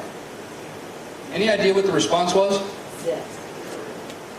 We have no records responsive to your request. Right. Well, how's that possible? Because I'm the one that sent all these records. What'd you do with them? You didn't have permission to destroy them. They literally said there was no investigation that ever took place. So I tell my state rep that, and he blows a gasket because he was with me when we met with the 2 captains that did the investigation and found the wrongdoing. Now they've since retired, and now it's other people in charge. You have to keep records of everything. Don't trust that that public body is going to keep those records, even law enforcement. Because that's a case where we had them dead to rights, and now the state police say they have no record of an investigation ever even happening. Even though I can sit and read all the emails back and forth with the sergeant I was dealing with. That's the games that get played when it comes to FOIA. Yes, ma'am? So I'm getting that distinct impression that if we do any of this type of work, we've got to be well prepared to see nothing happen for any criminal activities other than somebody might resign. Well, it depends on your prosecutors. I don't know the politics down here. Now, let me we qualify. have Debbie Wasserman Schultz still. So. Well, let me qualify it. We do have 168 indictments. Indictments, but any... We've had 20 convictions. Okay, 20. We've got roughly, I think out of that, probably 120 are still pending trial. So you will see, Disgusting display of corruption. oh, we're just getting started. It's just, That's just the ones that they actually acted on. it's just disgusting. It's everywhere, but it's everywhere because we, the people, have done what? Nothing. We've become complacent. We've not held their feet to the fire and gone to those meetings. We trusted them. And if it's that bad local, that's why it's worse up on top. She says if it's that bad local, that's why it's bad at the national level. And that's exactly what I said earlier. Why are we so focused? A lot of folks will say, you need to take this and do what Judicial Watch is doing. You know what? He's doing a great job at that. I don't need to go do that because I know I've got to fix it locally first. I have to change the mindset. And you change the mindset by, you walk into a meeting and they know you. They know where you live. They see you at the grocery store. They know who you are, and you look them square in the eye. I'm not going to tolerate it anymore. If I see a bridge that's out, I'm going to let everybody know, you got to stop the train. You don't just sit back and do nothing. And that's part of what we're doing with this. Art, Yes, sir. isn't there a niche for a watchdog university so that you guys can train other people? A lot of this is pretty profound and technical, so that we can duplicate what you're doing. Yes. Is there a need for a watchdog university? Yes. It's called American Watchdogs Incorporated. That's us. This is an introductory level engagement. So you folks know there is a venue out there to learn the next steps to make it happen at your local level. There's a lot more hands-on training. Yes, sir. Mr. Allen, are you and Mr. Kraft independently wealthy? How are you getting the funding to do this? Great question. Are we independently wealthy? No, sir, I'm not.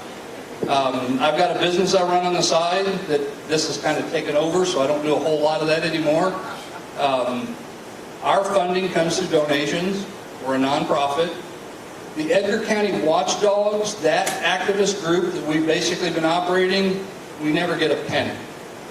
Not a penny. Now, we do take a small salary, about $42,000 a year, doing what we do as American Watchdogs. Full disclosure, not a problem. Those records are all public records. It's not a whole lot of money. No. But donations, and we never take a donation with an agenda.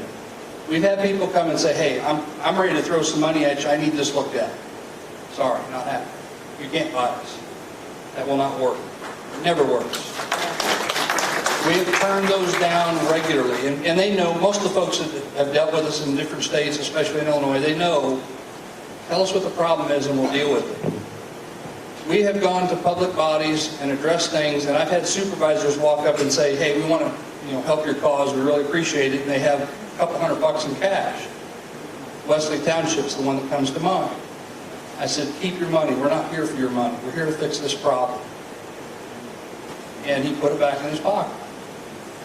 It wasn't 4 or 5 weeks later, they're still fighting a lawsuit over some records. And somebody tried to tell them, well, they just sue so they can make a bunch of money. That's what they're all about.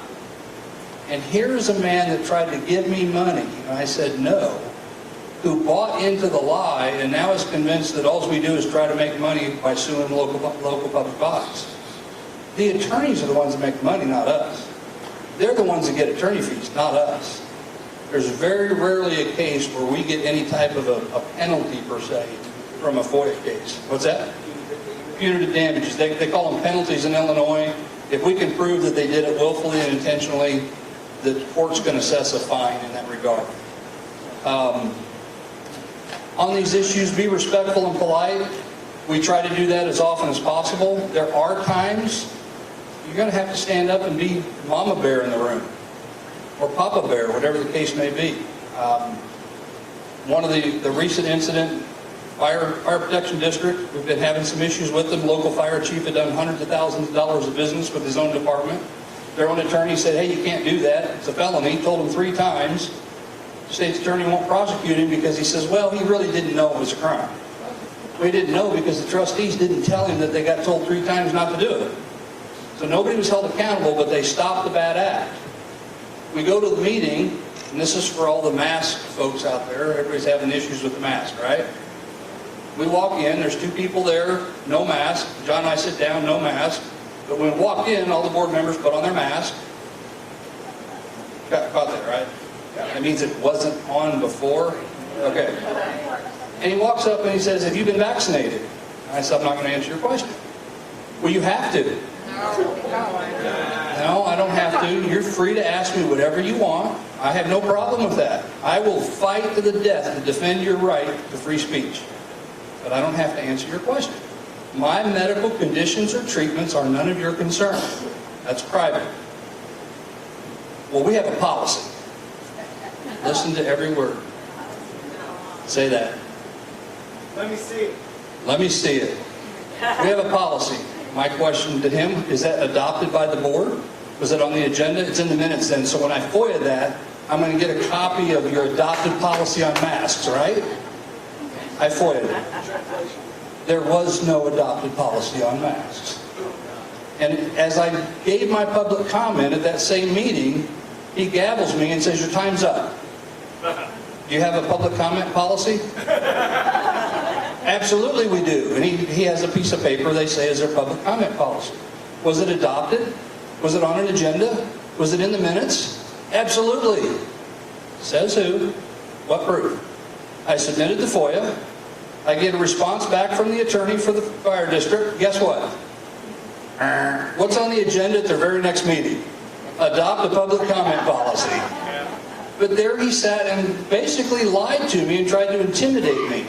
The average person would have sat there and says, well, I guess I can't talk anymore. No, you don't have a policy.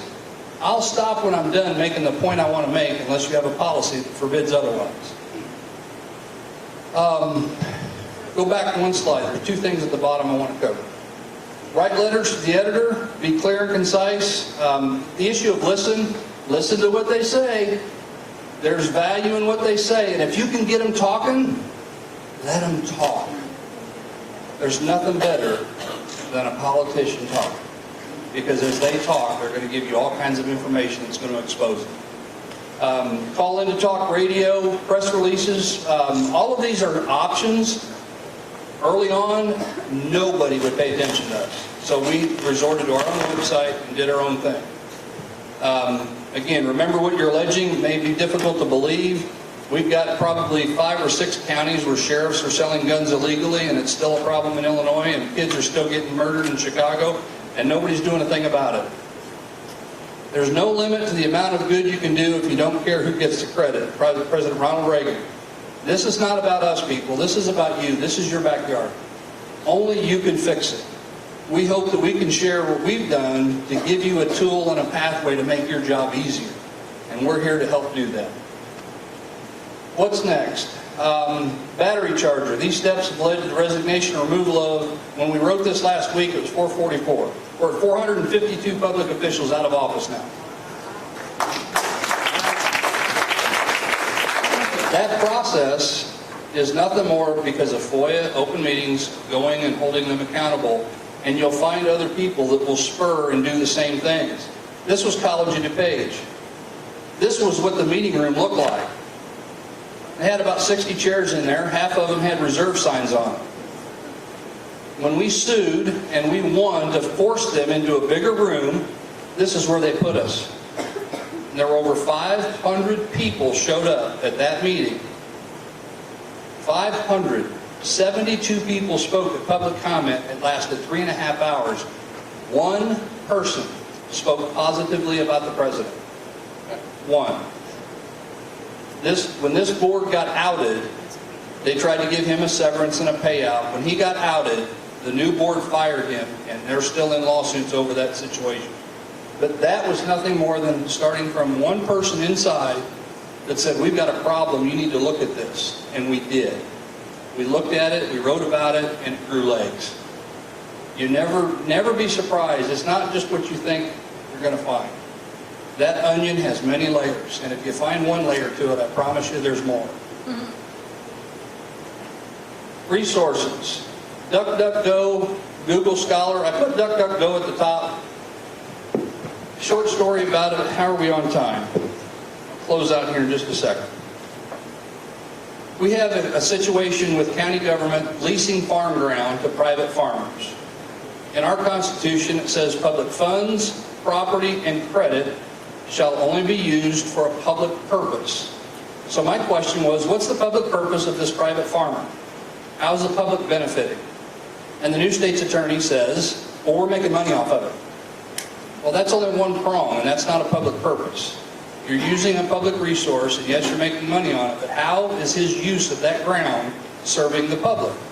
And she insisted we were dead wrong, you're crazy, you're nuts.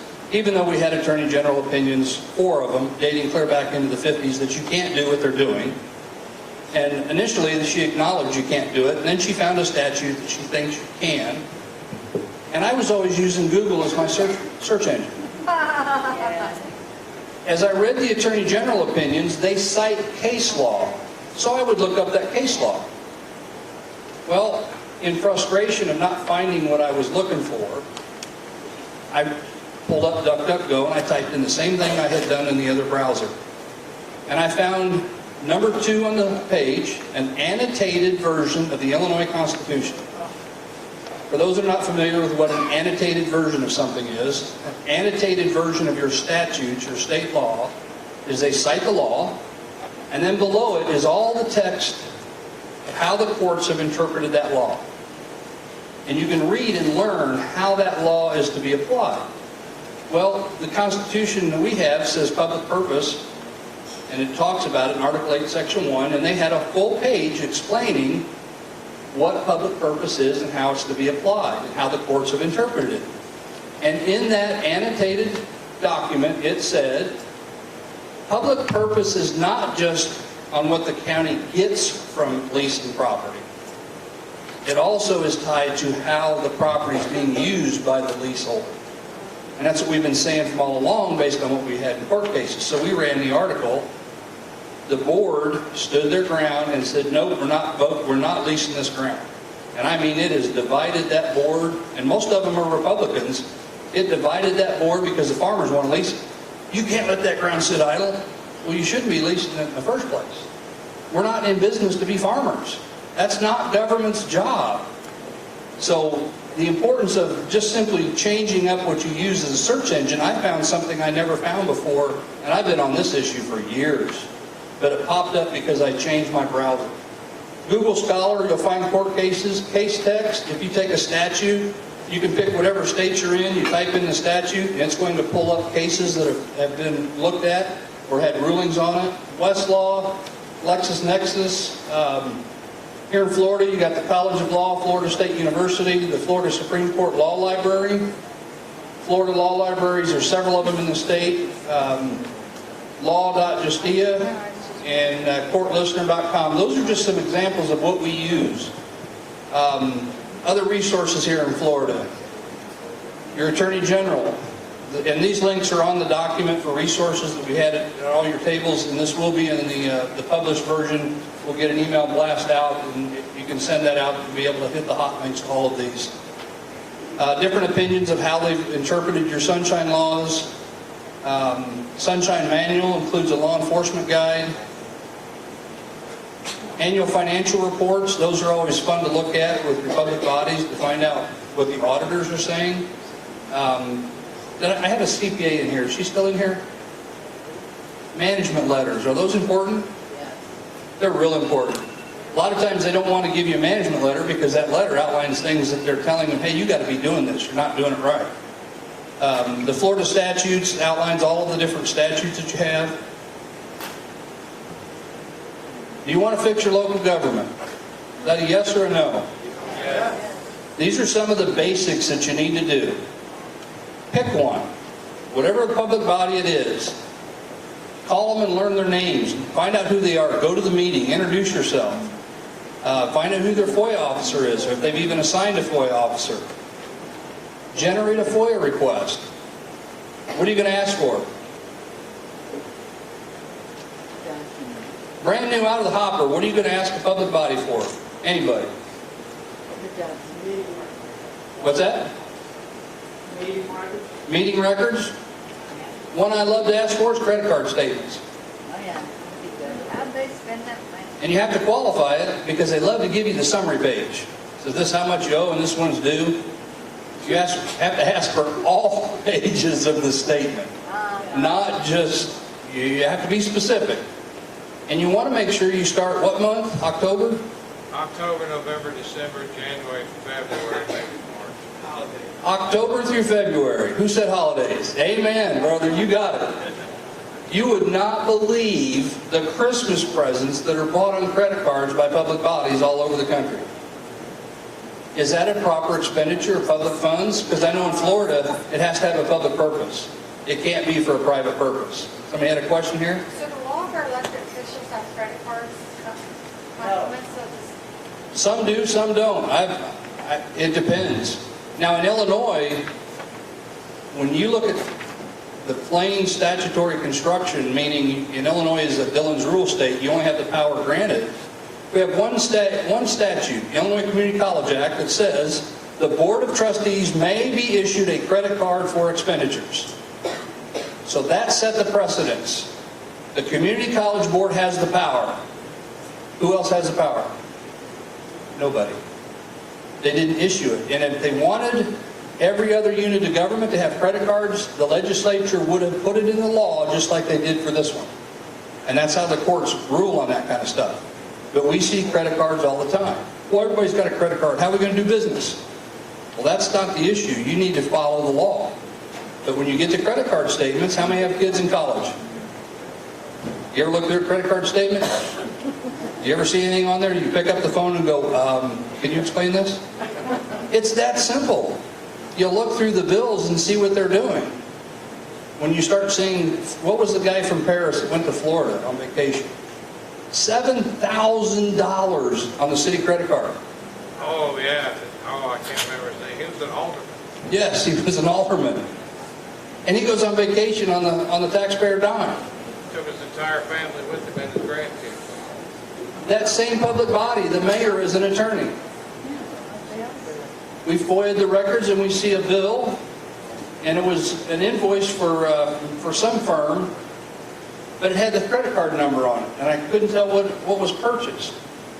So I called the entity from this invoice, and I said, my name's Kirk Allen. I'm auditing the books of Paris, the city of Paris. Now, I didn't say I was an auditor. Okay? Don't hold yourself out to be something you're not. I said, I'm auditing the books of Paris, and I have an invoice here with the statement, but I can't find a corresponding invoice to identify what was purchased. I wonder if you could help me out. Sure, what's the credit card number? Bam, she gives me the credit. I give her the number, and she sends me an email with what it was. It was registration to continue education for the mayor and the hired attorney, who now is a sitting judge.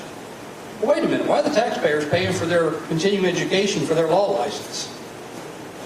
That was the one that they told you was statutes, right? John goes to the city council and asks, what's this bill for? What is this? Oh, that's for a copy of the state statutes. Hard copy. Hard copy of the state statutes. John says, really? Well, I'd like to look at them. Well, they're in the mayor's office.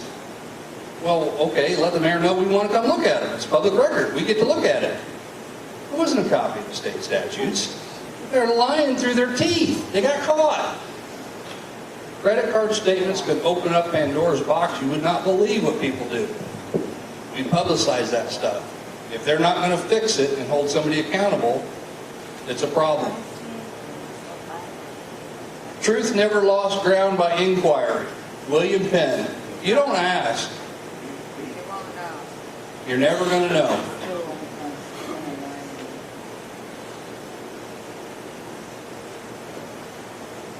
Can everybody read that? Well, this is what we do. The top one is what we do as the Edgar County Watchdog, and it's good to be. Dr. Livingston Smith, he's a professor, vice president. I don't know if he's still with the UCCI, but he went to an international conference, and the subject was public corruption. And he spoke, and he told the people at the conference that the media's role in uncovering public corruption Sure it is fostering a climate of public opinion which regards the corrupt, however rich and powerful they may be, with the contempt that they deserve. And when you start publishing about these people on a website that you make, that's going to create contempt for that public official. And we won't apologize for that. If they're on our website, they deserve to be on our website. Our Supreme Court has even stated that if you don't wish to be held in contempt, if you don't wish people to voice their opinion about you, step out of public office. By taking that office, you know people are going to write about you. And former U.S. Attorney for the Northern District of Illinois, he uncovered was that a truck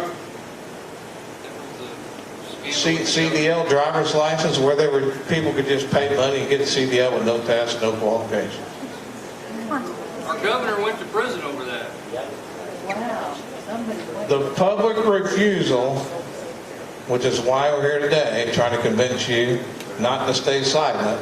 The public refusal to remain silent and its refusal to accept corruption is the first line of defense against it. That's why the Freedom of Information Act is so important and the Open Meetings Act is so important. So you hold your public officials accountable, because if they know you're looking, they're going to act different. And I'll tell you how they act different. I'm not going to mention which town or which kind of public body, but all I have to do is ask a question, and my phone rings in about 2 minutes. What is it you want? To help you? Well, yeah. And I appreciate you being so attentive, and I hope that you're so attentive to other people when they ask questions. Does anybody out here have any questions? No? Okay, just kidding. Any questions? Go ahead. Have you guys received physical threats? Have we received physical threats? Actually, yes. Yes, I received a threat at a board meeting. If you remember the video we showed, it was kind of grainy, and I said, call them, 911's their number. As I was walking out of that meeting, one of the attendees said, I hope you don't get shot in the back. He didn't know I had not a body cam, but a dash cam on my truck. So I froze a picture of him looking at me. Wrote an article about what he said, and he called me. He said, please take that down. I was only joking. I didn't mean it. I would never hurt you. You're going to cost me my job. So I felt bad for him, and he called me, and I cried and winded up. I went ahead and removed the article because I truly did think that he wasn't serious. But it was a threat. And we have been threatened.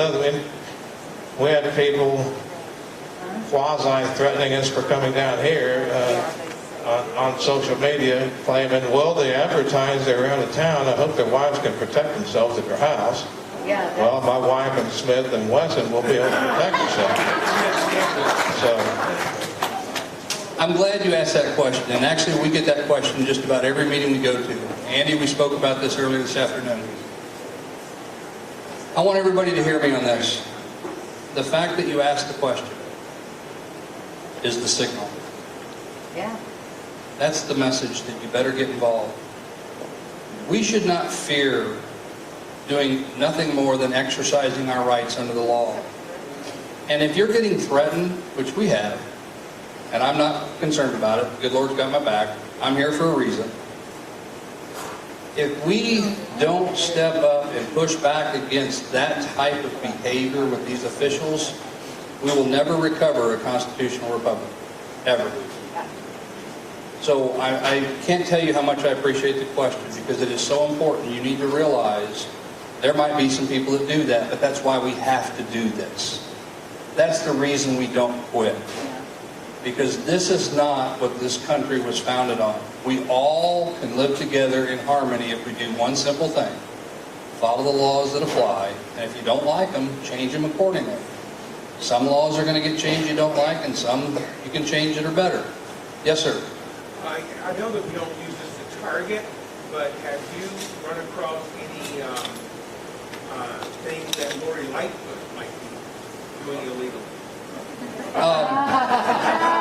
We actually had our attorney send Lori Lightfoot a letter last week, 2 weeks ago. Yeah, we haven't written about it yet. We haven't written about it yet. She announced that she was not going to take any reports, or she was not going to take any questions from anybody other than people of color.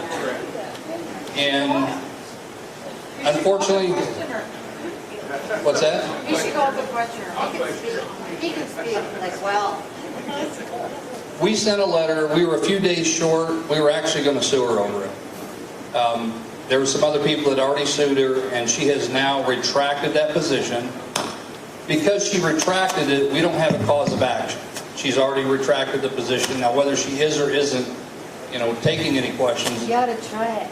well, it's a 3.5-hour drive. Oh. But as an example, in the Chicago, now this was before Lightfoot, the city of Chicago public meetings, they used to not let anybody speak, even though the law said you have a right to speak.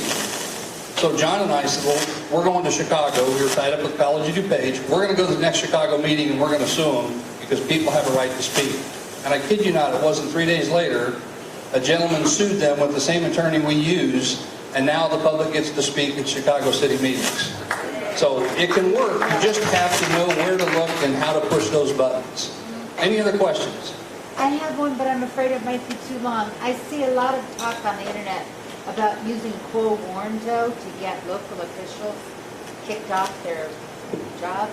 You had any thoughts on that? Repeat the question. Oh, God bless you. I'm sorry. No, it's a great question. Bear with me. I'll repeat it here in just a second. That's what I was thinking about with you guys. I don't know what it is. You serving of Hey folks, while he's looking that up real quick, I got about 6 items that we want to cover before everybody leaves, including the raffle vote tonight, because that affects giving them donations. Okay, thank you. I sent a FOIA request to our Illinois Attorney General.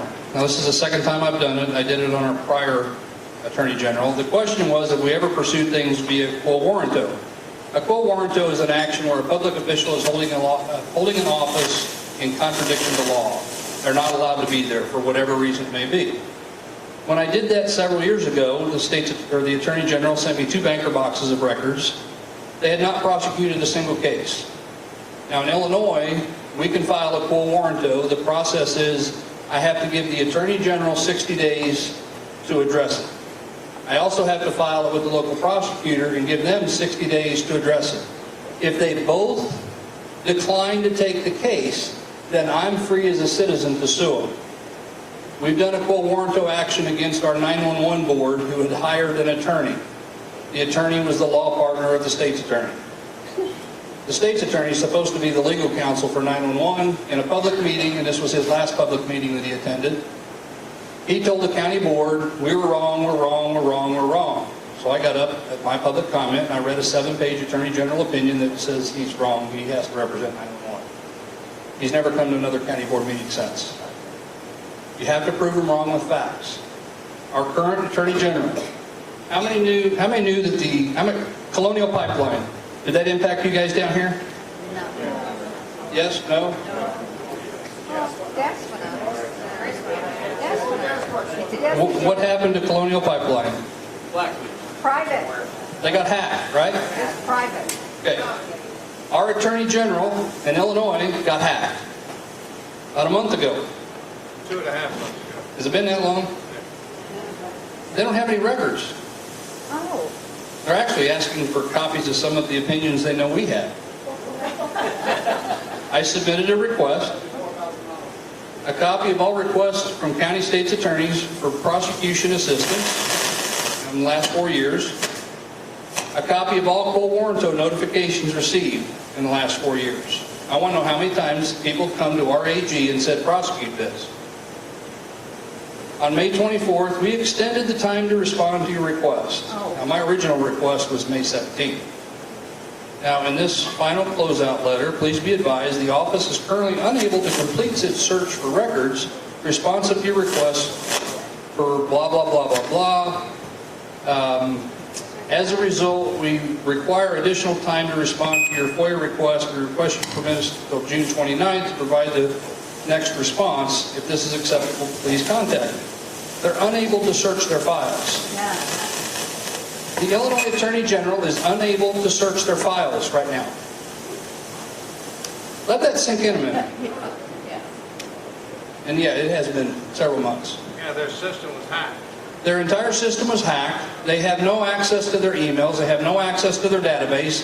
People couldn't even send in a request for review on a FOIA or OMA complaint. And they would contact us. Now, fortunately, we found a couple emails that they're using that were not part of the Attorney General's hacked stuff. And in Illinois, if an employee of a public body receives a FOIA request, they're bound by law to forward it to the FOIA officer. So now we're having everybody send their email requests to the emails we identified. So they are getting some emails, but they can't access their database to search the things people are looking for. That's our top law enforcement entity in the state of Illinois. And we're still down. Does Florida have protection on that? Don't know. Don't know what kind of protection is in place. There's a big push to get that type of protection, but here we are. You know, I'm a month into this FOIA request and still no records, and they want more time. Yes, ma'am. Do we really believe that, or does that just sound like some kind of cover-up story? Because how can we sit here and believe that these systems that are supposed to have top security? How can we believe it? Is basically what you're saying, right? It sounds like an inside job. Right. I hear you. I would encourage you, don't believe anything you're told until you can prove it. Says who with what proof. Our State Board of Elections got hacked last year, or 2 years ago. And you can go on our website and you'll see the whole history I wrote about it. The IT people inside were saying, we've got a problem. We need to fix this. We are getting hacked on a regular basis. We need to fix it. The meeting minutes, it's documented month after month after month after month after month. And we wrote about it. The people inside were begging for a fix. Now we find out after the fact, yeah, the Russians hacked. Illinois is one of the biggest spots they hacked for voter data. We wrote about it long before it ever happened. Their own IT people were telling them. We have people within the AG's office that are sources. They have been hacked. They have been wiped out. Well, I mean, but are we going to believe, do we have proof that that's who it was that hacked? Well, we don't know who hacked the AG right now. As far as our State Board of Elections, we do know that because the federal report's out, and that was the Russians that did that. Except they just We don't know. said no. Yeah, we don't know who's done anything on the AG yet. That's all still going to be a long process. With that, folks, I appreciate your time. I'm going to pass the mic back so they can finish their business.